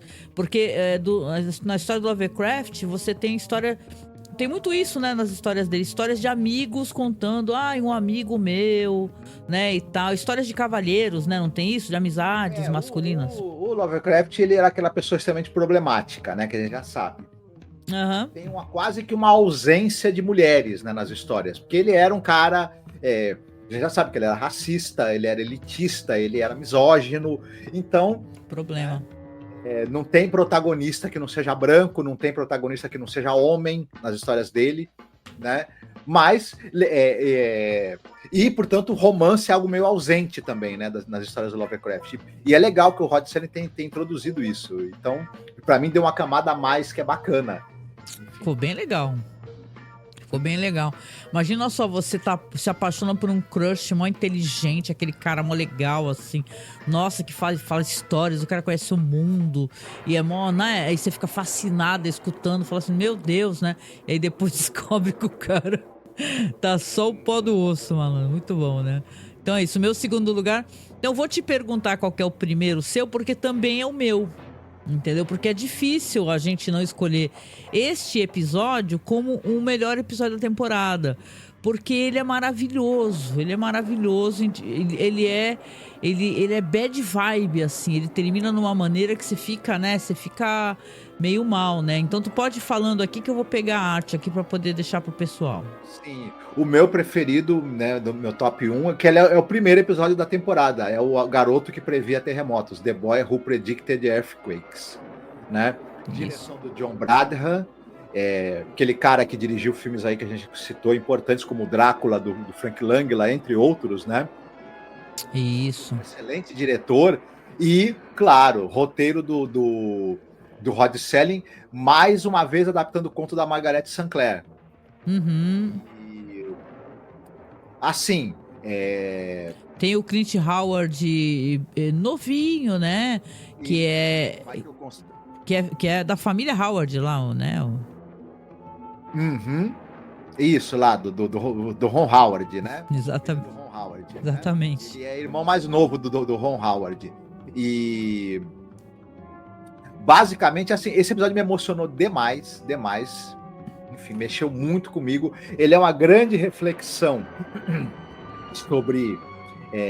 Primeiro que ele tem essa coisa do showbiz ali, né? Da ganância, né?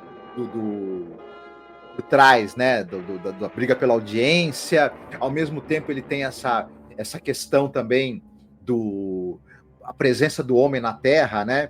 Até que ponto a gente destruiu o meio ambiente, as guerras, vai se tornar um problema sem volta, né? Eu também acho que é outro episódio que ele tem esse tom de alarme, de alerta, né?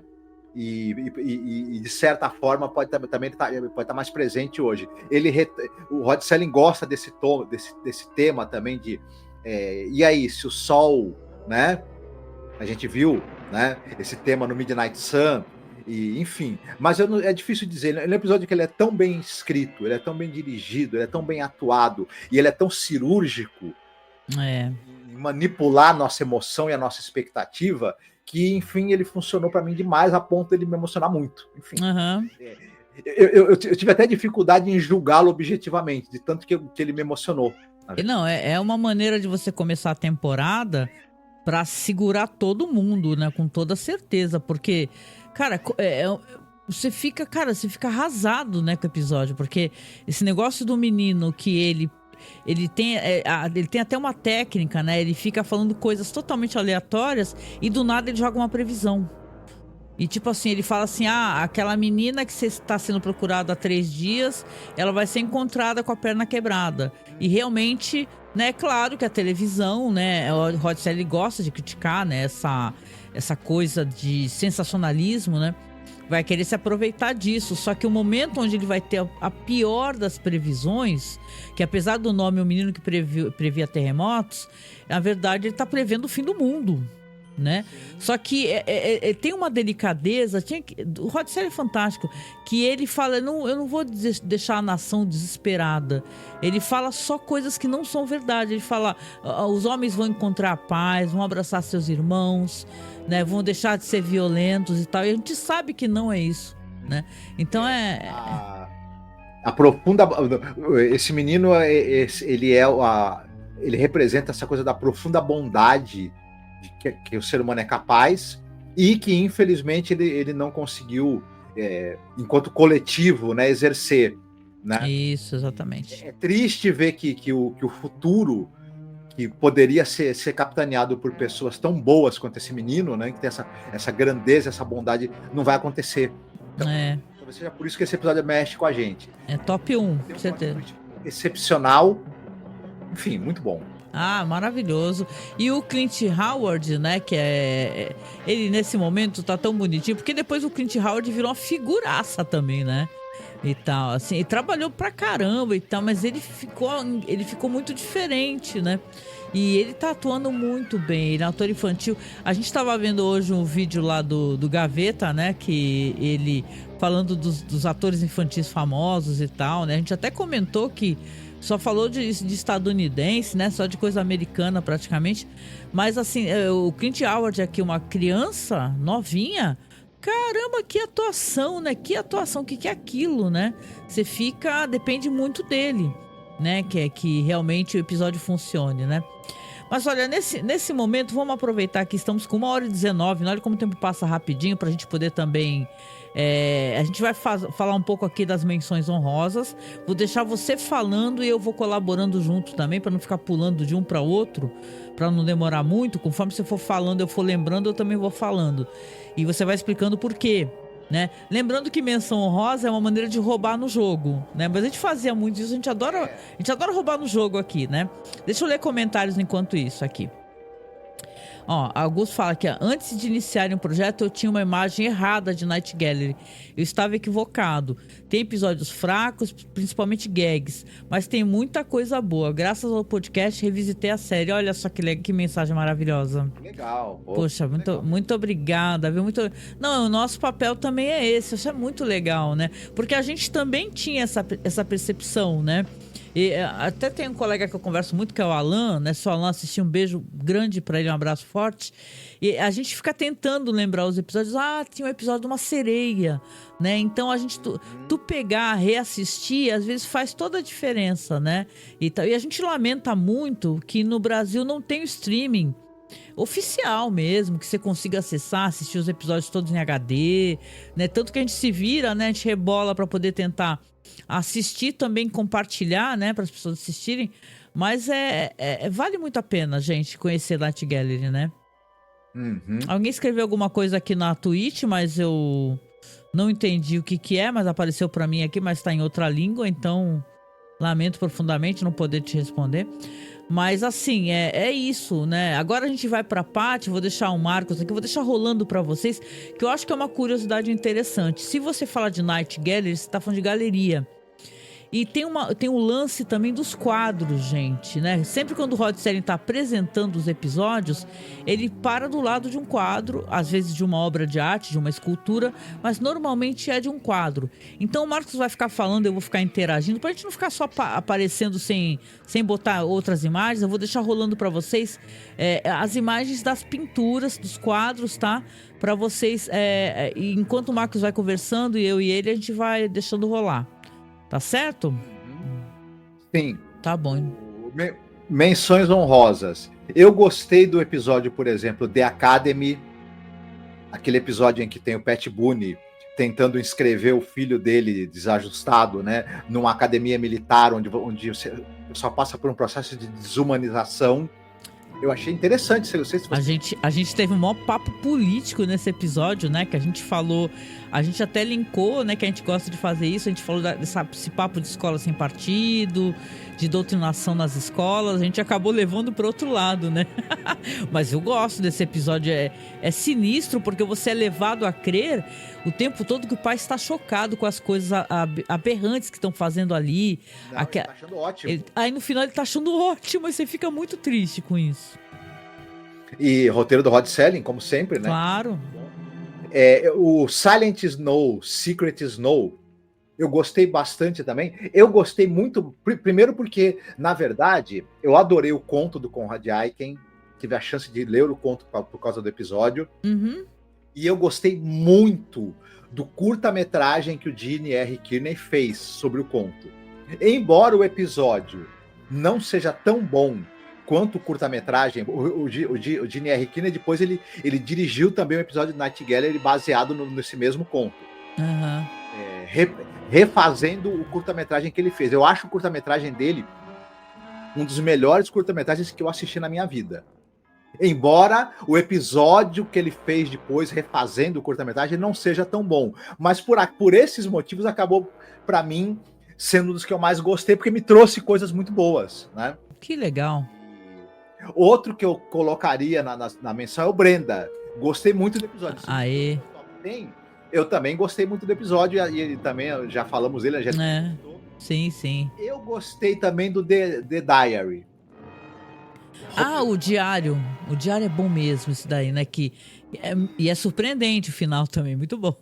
Isso, tem a Patty Duck muito bem, atuando muitíssimo bem, na minha opinião, e eu achei bem interessante. Tem falas excepcionais do Rod Serling também. Tem assim, tem aquele final que talvez não seja, né, algo, não é nenhum grande plot twist, talvez aquele final, etc. Tem uma outra, mas eu gostei. Eu gostei muito também do Dr. Stringfellow's Rejuvenator. Sim. Velho Oeste, né? Sim. Isso, daquele cara que fica vendendo aquele xarope ali que cura todos os males, né? Uhum. E tem esse personagem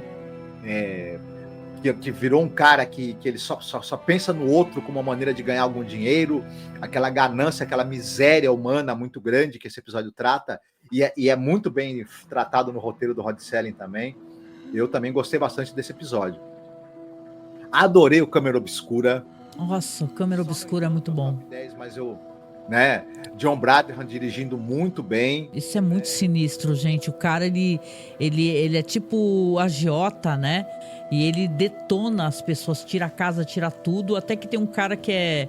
Tipo, ele tem um monte de antiguidades. Ele tem uma câmara, né? Que é onde você vai para uma outra dimensão, cara. É a dimensão dos mortos.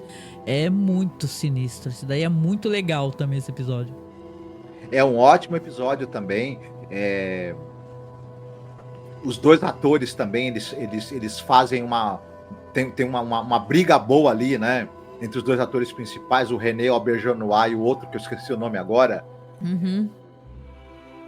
Enfim, o episódio também. E o Ross Martin, né? O Ross Martin e o René Auberjonois, os dois também estão, ó. Tão top, né, meu? Pô, legal. Também, pra mim, é um dos 15 melhores segmentos da temporada, digamos assim. Eu gostei bastante do Little Girl Lost.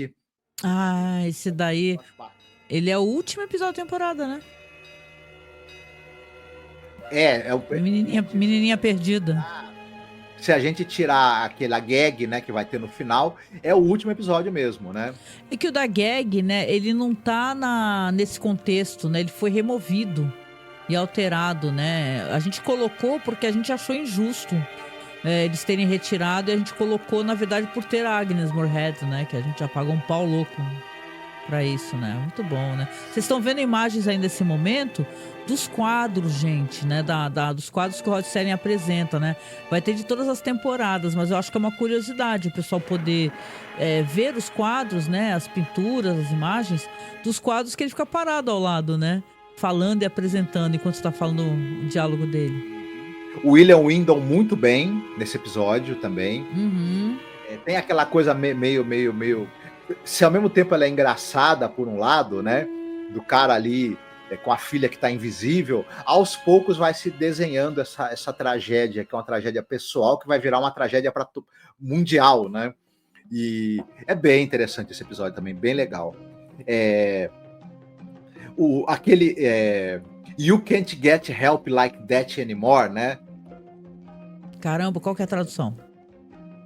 Você não consegue mais ajuda como essa, né? Ah, roteiro do Rod Serling, isso daí, sim. Isso, É dos robôs.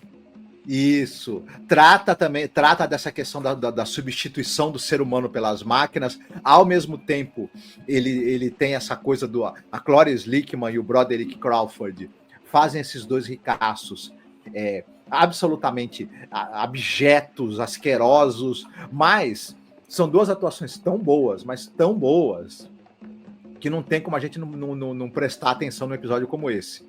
Eu também gostei bastante. E é isso, são as que eu coloquei como menções honrosas, né? Ah, legal, muito boas as menções mesmo, né? Dá uma pena quando a gente só escolhe 10, né? Mas a gente rouba nas menções, né? No meu caso aqui, eu coloquei na verdade, os episódios que eu fiquei meio deslumbrada, assim, de poder conhecer certas coisas. Por exemplo, tem um episódio aqui que é o sexto, né, da segunda temporada, que é o Diabo Não Se Deixa Zombar. Lembra desse? Que é do Gene Kearney, né? Com o roteiro dele também. Que é a história do general nazista, que ele chega num castelo, lá nas Balcãs, né? E ele quer tomar o castelo, né? Só que o cara fala assim, né? Ele é recebido lá, né? Primeiro ele acha que vai ter alguém pra tentar impedi-lo, mas ele acaba sendo recebido. Não, tem um jantar pra vocês aqui, podem entrar e tal. E ele vai encontrar um vampiro, cara. Então é maravilhoso. E no sentido assim, por ter o ator o Frank Slederer, que ele é um Drácula famoso, né? Pelo menos assim, né? De uma história de Drácula diferente do que a gente conhece, né? Então achei legal pesquisar sobre ele. Enquanto o episódio que tem um elemento principal de humor, né? Que é meio que um episódio de quase que uma gag estendida, pra mim foi o mais legal dessa temporada. Tem isso. Esse negócio do meio que o humor, talvez em primeiro plano, é mais curtinho. Né? Não, e você apontou uma coisa importante. Como esse, exatamente. Seria ótimo. Não, você tem uma gag que ela tem tempo pra ela poder... Porque você tem essas gags de 3, 4, 5 minutos, aonde você não tem nada da história, só tem uma piada, né? É como no teatro, vamos supor, baixou o pano e alguém faz uma graça lá antes de subir de novo, né? Mas aqui teve tempo, então ficou interessante isso daí, né? Ficou divertido. Né, você vê que né, é uma história de vampiro. Claro, a gente sabe o que vai acontecer, mas no final, quando mostra ele recebendo uma homenagem, né, porque ele acabou com um monte de nazista, né, e a gente sabe, né, o quanto isso é um problema atual, cara. Isso é assustador, né, meu, porque tem uma porrada de célula nazista aqui no Brasil, no mundo, entendeu? E, né, esse assunto tá aí, atualizado, né? E tem que ser combatido, tem que ser falado, as pessoas têm que expressar seu horror, sua ojeriza, né? Então acho isso importante, né? A gente comentou e eu lembro de ter gostado de ver esse vampiro detonando os nazis e no final com prêmio, mostrando pro neto, meu prêmio aqui, matei uma porrada de nazista. Isso. Quando a questão é entre nazistas e vampiros, a gente torce pros vampiros, imediatamente. Tranquilo, né? Um outro que eu achei divertido, assim, entra nas honrosas por ser divertido. É o The Big Surprise, né? O Grande Surpresa, que é do Jeannot Szwarc também, com o roteiro do Richard Matheson, sabe? É baseado num conto dele, né? Com o mesmo título. Que é meio Conta Comigo, né, quem gosta muito desse filme, né, desse conto do Stephen King, que é a molecada lá, os molecotes lá, de bobeira dando rolê, fica um velho chamando, né, na porta de casa. Hoje em dia isso ia ser altamente preocupante, né, mas aqui tá um velho, né, o moleque nem se aproxima muito, né, o senhor é o John Carradine, né, que é um grande ator clássico do cinema de gênero, terror, né. E ele fala que tem uma localidade que tem uma grande surpresa e tal, que pra molecada ir lá desenterrar. E no final, a surpresa é muito troll, é muito trollagem. E eu lembro de ter me divertido muito, né? Também com esse episódio aí, porque a criançada é toda troncha, né? Um moleque cansado, cavando. Tem uma montagem de cena do moleque morrendo de cansaço. Trabalho infantil foda, né? Só que não, né? Mas é divertido mesmo esse episódio, é engraçado mesmo. É divertido. Outro que eu gostei de Entra nas Honrosas por ser, não por ele ser maravilhoso, mas porque eu fiquei muito chocada com a história que você contou do Bob Crane, né? Que eu lembro que você comentou que é o cara que era do Guerra Sombra e Água Fresca, né? E a história, gente, que é uma história de crime, né? Que o cara foi assassinado e o que o cara fazia com as mulheres, que ele era um cara viciado em sexo, né? Você contou. E ele filmava as minas escondido, né? E, meu, eu fui procurar cenas, meu Deus, pra poder. Não cenas dele, obviamente, né? Mas eu fui procurar pra poder ter esse tipo de recortes de jornais, né? Que tanto que se você for ver na live, eu coloquei alguns recortes de jornais, notícias, mas apareceu um montão de imagens dele pelado. Meu, foi horrível. Assim, Casa com Fantasma, o nome do episódio. Que é um cara que é mulherengo, né? E ele se muda com a esposa justamente pro local que tem o fantasma. E esse fantasma no final vai querer cobrar, né? Pra poder eliminar a mulher do cara. Ele é meio... quer ser engraçado. Esse episódio aqui com a direção do Gene Kearney, né? Mas ele não é nem que ele é maravilhoso, mas ele é muito absurdo. Quando na minha cabeça, ele ficou gravado como episódio de horror, entendeu? Com essa história. Quando eu fui ver, realmente eu fiquei horrorizada, né? Ele acabou trazendo histórias de bastidores interessantes, né? Com certeza, né? Com certeza. E deixa eu ver aqui, tem mais coisas que eu gostei também. Tem outro que eu gostei bastante. Você falou já do Câmera Obscura, que eu gostei bastante. Tem um também que esse daí, ele vai entrar nas desonrosas, né? Então eu vou falar dele depois, né? Mas eu lembro que entra aqui nas menções honrosas, talvez, o Dedos Verdes. Não sei o que tu acha disso, né? Esse episódio é divertido, é divertido. Que é o cara que ele quer porque quer comprar um pedaço de terra ali, que tem uma senhora que tem a casinha dela, né? E ela tem todo aquele jardim, né? Ela fala que ela é conhecida por ter quase dedos verdes, tudo que ela planta dá, né? Ela planta um galho qualquer e já dá uma árvore enorme. E essa mulher, gente, nesse episódio, é a Elsa Lanchester, né? Que é a atriz do clássico filme, né? Do Frankenstein, né? A Noiva de Frankenstein. E aqui ela tá uma senhorinha, velhinha, mas eu acho que ele tem uma vibe muito forte de Contos da Cripta, esse segmento. O Cameron Mitchell num overacting que tá... Meu Deus, tá? Qualquer negócio. Terrível e divertido também, né? Certeza, né? E por último aqui, pra gente poder ir pra parte dos episódios horríveis, né? Tem um que eu gostei bastante porque ele é muito bem atuado. É o exemplo de você pegar um episódio que tem poucos elementos de cena, sabe? Você tem basicamente uma grande atriz, né? Um excelente ator, porque eu considerei o ator fantástico. Também tem uma ponta ali do Randy Quaid no começo de carreira, mas é o falecido Sr. Paddington. Esse episódio, escutem o podcast, tem a Kim Hunter, gente, que ela faz uma troca ali com esse outro ator aqui, que eu acho que é o Harry Morgan, né? Que faz o cara que é o dono da casa funerária, sobre o marido que ela pretende matar, né? Mas o jeito como ela interage com ele, como ela atua, sabe? Ela se desvencilha, como é que eu posso dizer? Ela é muito safo, né? É incrível. Assistir a Kim Hunter é fantástico, gente. É fantástico. Nesse episódio que é um episódio que também tem uma vibe um tanto quanto humorística, né? Mas ele cara, ele é muito legal. O falecido Sr. Paddington. É uma atuação da Kim Hunter sensacional. Muito bom. Sim. Muito bom. Se o episódio em si, a ideia dele, né? O roteiro talvez não seja aquilo tudo, mas ela tá que tá. Ela tá que tá, nossa senhora, né? A Kim Hunter, que, gente, era a doutora Zira do Planeta dos Macacos, né? Que é famoso, as declarações dela, ela falando que ela tinha que fazer uma atuação embaixo da máscara muito mais expressiva para que aparecesse, senão não conseguia aparecer com aquela prótese, né? E ela tá fantástica aqui nesse segmento aqui. Mas vamos lá pra gente poder ir para as partes finais. Os episódios que a gente colocou aqui, os mais desgraçados da temporada. Menções desonrosas. Menções absolutamente desonrosas, tem episódios horrorosos. Assim. Quando, né, às vezes eu falo pro Marcos assim, a gente tava conversando sobre isso hoje, né? Às vezes o episódio é ridículo, mas é uma questão também que a gente acha que ele colocado na época dele, ele não foi problematizado, mas a gente tá aqui no 2025, a gente problematiza, assim.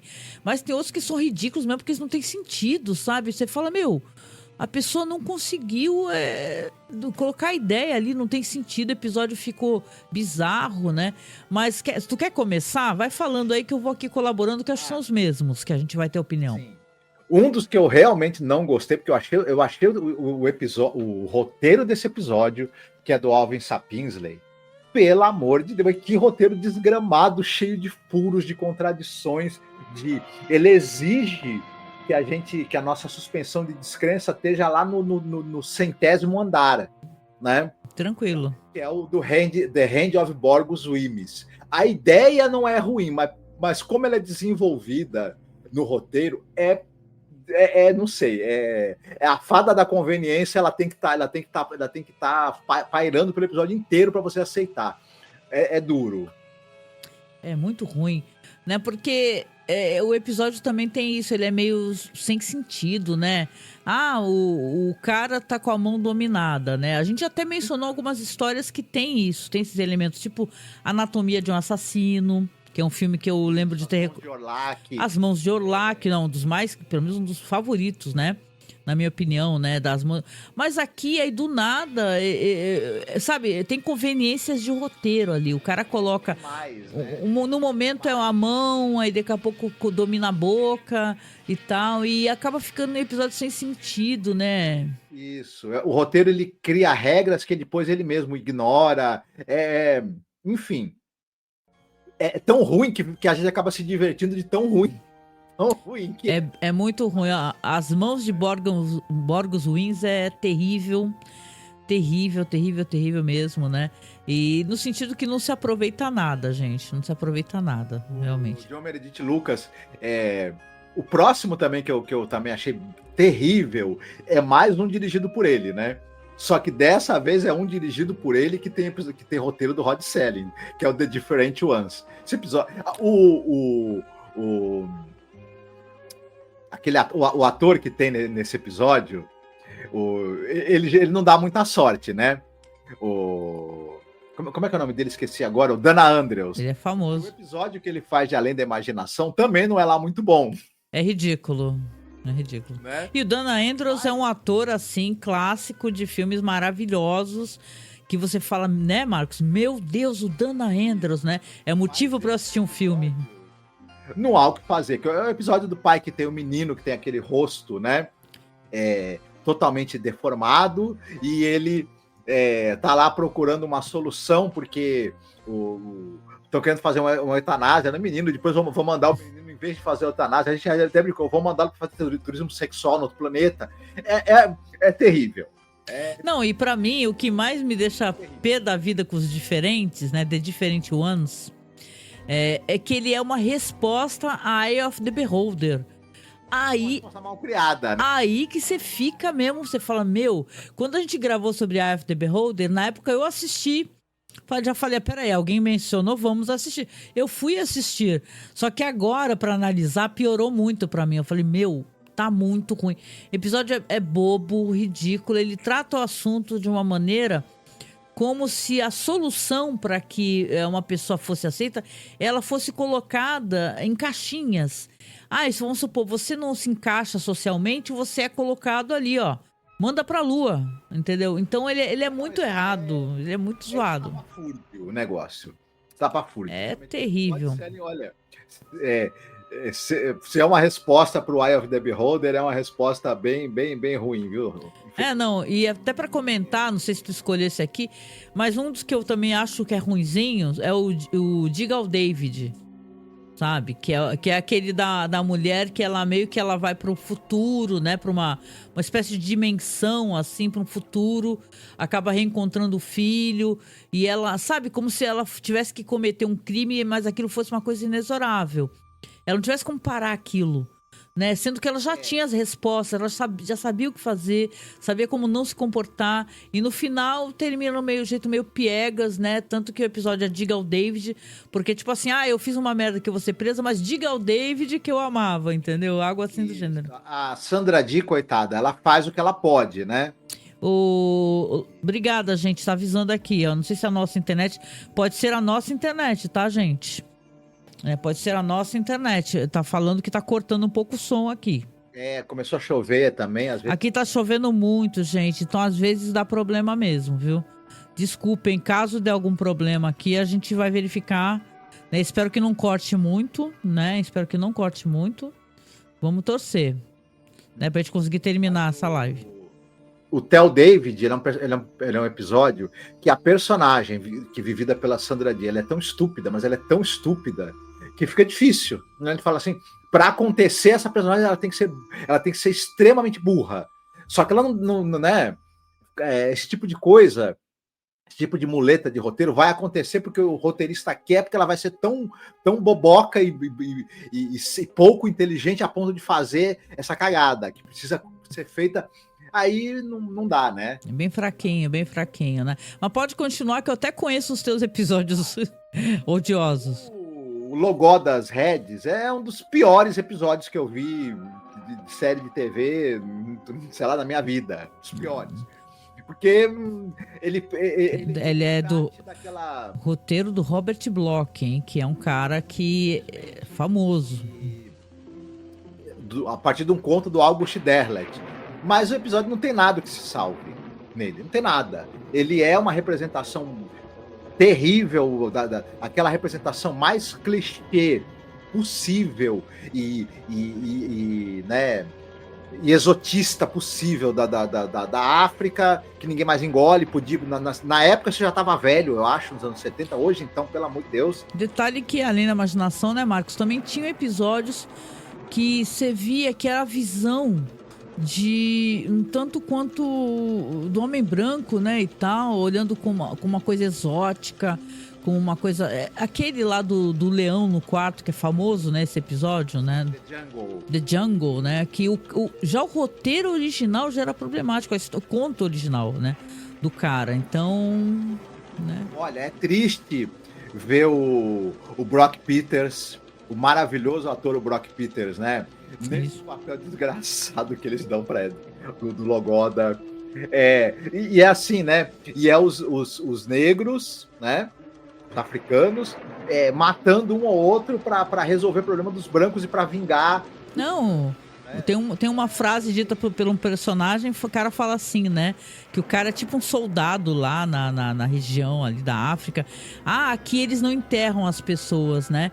Aqui como se eles pegassem todas as pessoas, encolhessem a cabeça, porque é uma história, né? As cabeças de Logoda, de um feiticeiro que encolhe cabeças, né? E tal. É cheio de excentricidades, assim, e eu acho que nem legal ela é, né? O problema, às vezes você consegue passar por cima dessas besteiras e fala assim, no final é divertido, né? Apesar de meio zoado, né? E tal, né? Mas, olha, eu vou te falar que essa temporada, acho que o episódio que teve mais bronca é aquele Pare de Me Matar, né? Esse daí, ele é todo ruim mesmo. O Stop Killing Me, ele é um dos piores episódios que eu via também de série em toda a minha existência. É ruim demais. Ele é um episódio de uma misoginia, né, galopante, e ele tenta fazer uma piada com feminicídio, que, pelo amor de Deus, é terrível. Né? O James Gregory e a Geraldine Page, eu sinto muito. Lamento muito. Detalhes, são atores muito, muito bons. A gente falou da Geraldine Page com muito prazer e falando do Pecado dos Pais, né? Que ali ela faz a mãe do moleque. Ela tá aqui, ela tá tentando muito atuar. Várias vezes ela olha pra câmera, mas no final termina com ela pedindo socorro no departamento de polícia. E o cara que tá recebendo ligando pro marido dela e perguntando: e aí, como é que tu faz pra matar ela? E hoje em dia, tu vê uma história como essa, por mais que você fale assim, ó, tá legal, vamos levar em consideração 72. Não dá, cara, em 72 isso também era errado. Você entende? Entendeu? Não tem graça, não é piada. Né? É bizarro, gente. Infelizmente, outro que eu não gostei nem um pouco, e é um que, mais uma vez, tem roteiro do Rod Serling, é o Milagre de Camafeu, né? Milagre em Camafeu. Que é aquele episódio também que, assim, ele é sem pé nem cabeça. As pessoas fazem as coisas ali, acreditam, aceitam certas coisas. Porque o roteiro quer, porque, né? Aqui... Uma péssima representação do México. Ele é piegas de uma maneira, assim... também res do chão. Rendeu um ótimo banner, porque aquela cena da Nossa Senhora nos olhos, do reflexo no óculos do cara, que ficou muito legal. Mas é muito zoado, assim. Os caras retratando o México como se fosse... não tivesse nada, fosse só vilarejo, não tem cidade. Pô, anos 70, o México... cidade gigantesca, entendeu? Fantástica, assim. Claro, vilarejo tem tudo quanto é lugar, inclusive aqui no Brasil, pô. Mas não dá pra você falar assim, olha, esse aqui é o Brasil. Aí tu mostra sei lá, um localzinho lá no fim do sertão, vai. Exemplo, sabe? É ridículo. Não, e mesmo nos vilarejos brasileiros, assim, do interior, do mais interior, as pessoas não se vestem como se vestiam no século XVII, XVIII, XIX, né? Só lamento, né? Eu tenho um que eu também não gostei muito, mas eu vou assumir que eu até me diverti assistindo, mas é que nem a gente lamentou, na verdade, que o episódio ele poderia ter sido melhor, né? Os caras não souberam aproveitar. Que é aquele Não Existem Mais McBaines, que é do cara que é estudante de feitiçaria e tem o tio que ele quer carcar uma maldição no tio, porque o tio quer deserdar, e no final virou uma bagunça muito louca, assim, né? E tal, e porra, avacalharam, tinha uma maquiagem mó boa, mas eles colocaram uns efeitos assim de luz, né? E estragaram a maquiagem legal que tinha. Parecia que era um monstro, uma fera, mas depois era uma bruxa. Que bagunça é essa, cara, né? E fizeram o episódio ficar bobo. A gente ficou com raiva, na verdade, porque falou, porra... É uma pena que poderia ter... E eu também não gostei muito da atuação do ator principal também. Muito ruim, cara. Tirava um pouco. E eu fiquei com uma pena quando eu tava fazendo, né? Você pesquisa a imagem e tal. E aí você vê várias fotos do cara. O cara tinha um trabalho relevante, depois eu fui procurar. Tinha no teatro, né? Na Broadway e tal. Ele talvez, sabe, aquele negócio da carreira do cara, início de carreira, né? John Gray é um bom ator, né? Mas aí eu não sei, pra mim não funcionou muito, não. Olha, já estamos quase em 2 horas aqui. Eu queria mencionar antes que eu esqueça, que eu fiquei com muita raiva desse episódio. Eu fiquei com muita raiva dele, porque é A Fazenda Fantasma, do Gianos Ark e o roteiro do Halstead Wells. Que, cara, tem um monte de coisa que eu gosto. Tem o David McCallum, que a gente até gravou aquele podcast lá, A Verdadeira História de Frankenstein, que ele tá maravilhoso, ele faleceu há pouco tempo, o David McCallum. Tem o David Carradine, tem a Linda Mersch. Meu, tinha tudo pra ser bom, mas é um episódio ripongo, ridículo, incoerente. Entendeu? Que você fala, cara, meu, que ódio, sabe? Sabe todo mundo atuando que nem o tal de atuação do Dr. Francisco, sabe? Fica assim, olá, eu gostei de você. Sabe, porra, meu, que avacalhação. E tem umas coisas assim dos caras quererem fazer umas experimentações pra visuais mesmo, meio anos 70, meio descolado, meio maneiro, meio colorido. Ficou uma droga aquilo, uma droga, entendeu? Eu fiquei com muita raiva, eu falei, caraca, é uma história que tinha tudo pra ser um podcast tranquilo, né? Que ela é uma história meio hippie de lobisomem. Não, e tem aquela coisa do psiquiatra, que ele acha que as mulheres da época dele, elas são muito pra frente, né? Ele quer uma mulher tradicional. Nossa, que personagem merda. Se apaixona por aquela lobisomem, né? Do século XIX lá. Aquela mulher que anda com aquelas roupas até o pescocinho fechada. Você não consegue comprar a história de amor, porque ela é meio ridícula. As razões pelas quais o cara se apaixona por ela são ridículas.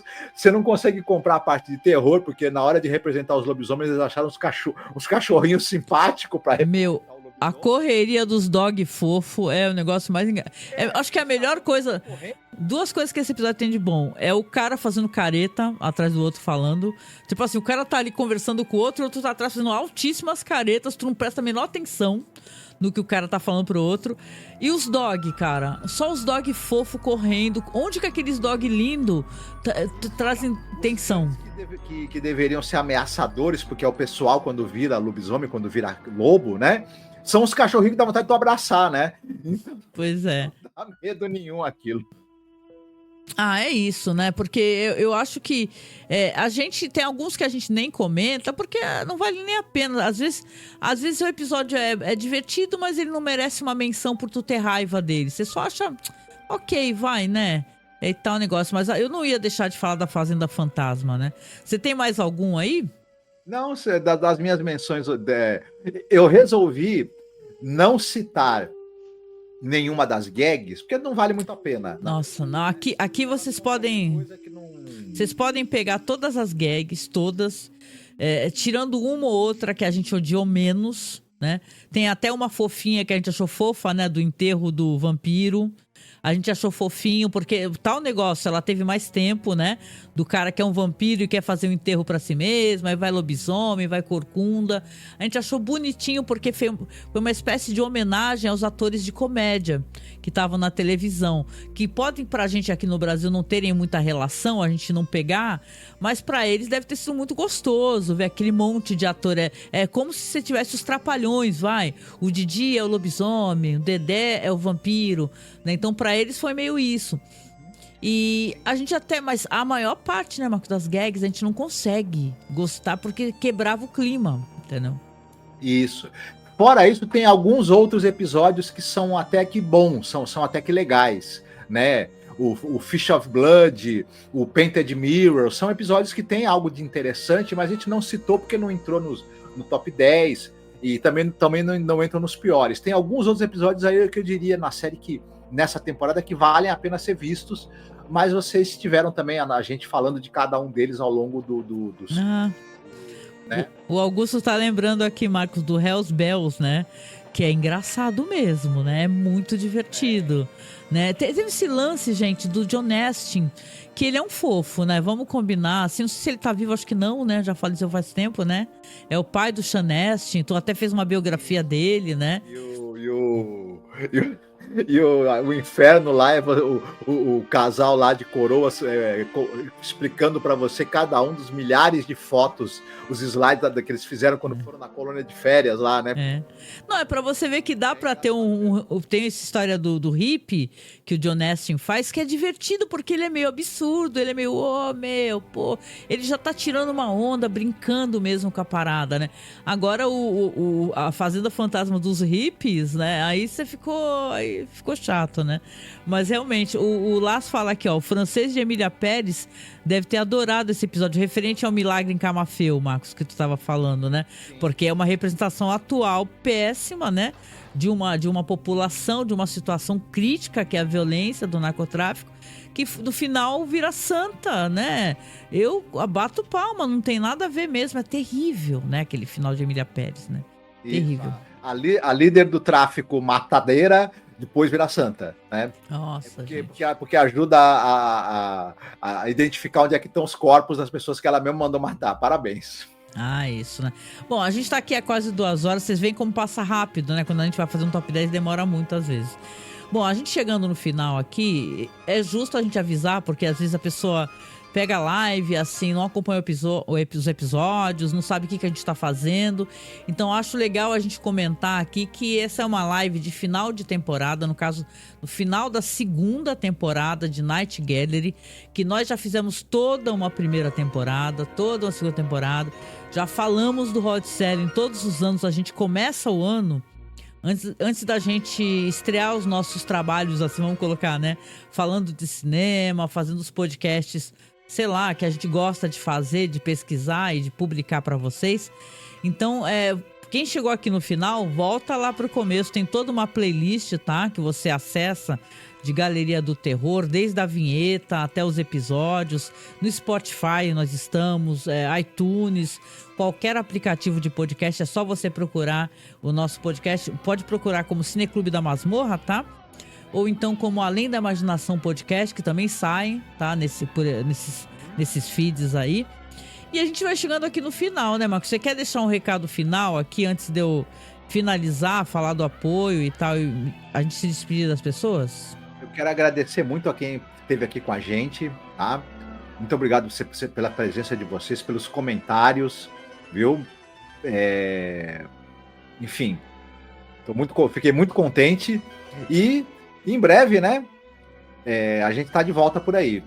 Vocês tenham uma ótima semana, cuidem-se muito bem, né? E vou deixar aí o espaço para a Angélica dar os recados. Ah, legal. Então, reiterando aqui, obrigado ao nosso amigo do Monty Python, Augusto, Laço, todo mundo que esteve conosco aqui essa noite. Eu até perdi o chat agora por algum motivo, né? Porque eu sou dessas, né? Mas eu tava aqui dando uma olhadinha no chat, né? Todo mundo que veio conversar com a gente, que veio participar, né? Sem vocês, né? É tão difícil falar numa sala vazia, né? É tão bom falar numa sala cheia de gente. Então, primeiramente, muito obrigada a quem esteve conosco aqui no chat. Recordar que a gente precisa continuar esse projeto, mas para a gente poder continuar, a gente precisa de mais apoios, né? Eu até fiz um desabafo aí no penúltimo episódio, conversando que não tinha condições de a gente ter tão poucos apoiantes. A gente conseguiu alguns apoiantes a mais, então muito, muito obrigado a você que está apoiando. Seja via Pix, tá? Que é apoiomasmorra@gmail.com, nosso Pix, tá na descrição aqui também. Ou então pelo Apoia-se, né? Que é a maneira que a gente tem, vamos colocar assim, onde as pessoas gostam de fazer esse apoio, porque é fácil, você coloca no cartão de crédito. A gente pede que os apoios sempre sejam, por gentileza, a partir de R$10, né? Porque não vamos colocar assim, não é tirando a importância dos valores, né? Mas se você apoia com, às vezes, por exemplo, com R$5, se for no Apoia-se, o Apoia-se vai pegar uma boa parte do seu apoio. Então, se você puder apoiar a partir de 10, a gente fica grato. E lembrando que para os apoiantes, seja por Pix, lembrando que tem que ser recorrente, né, mensal, ou pelo Apoia-se, a gente tem essa pasta aí que a gente tem. O que a gente tem na pasta? Tem todos os episódios de Além da Imaginação, todos legendados, tá? Galeria do Terror, primeira e segunda temporada, alguns episódios inclusive dublados, né?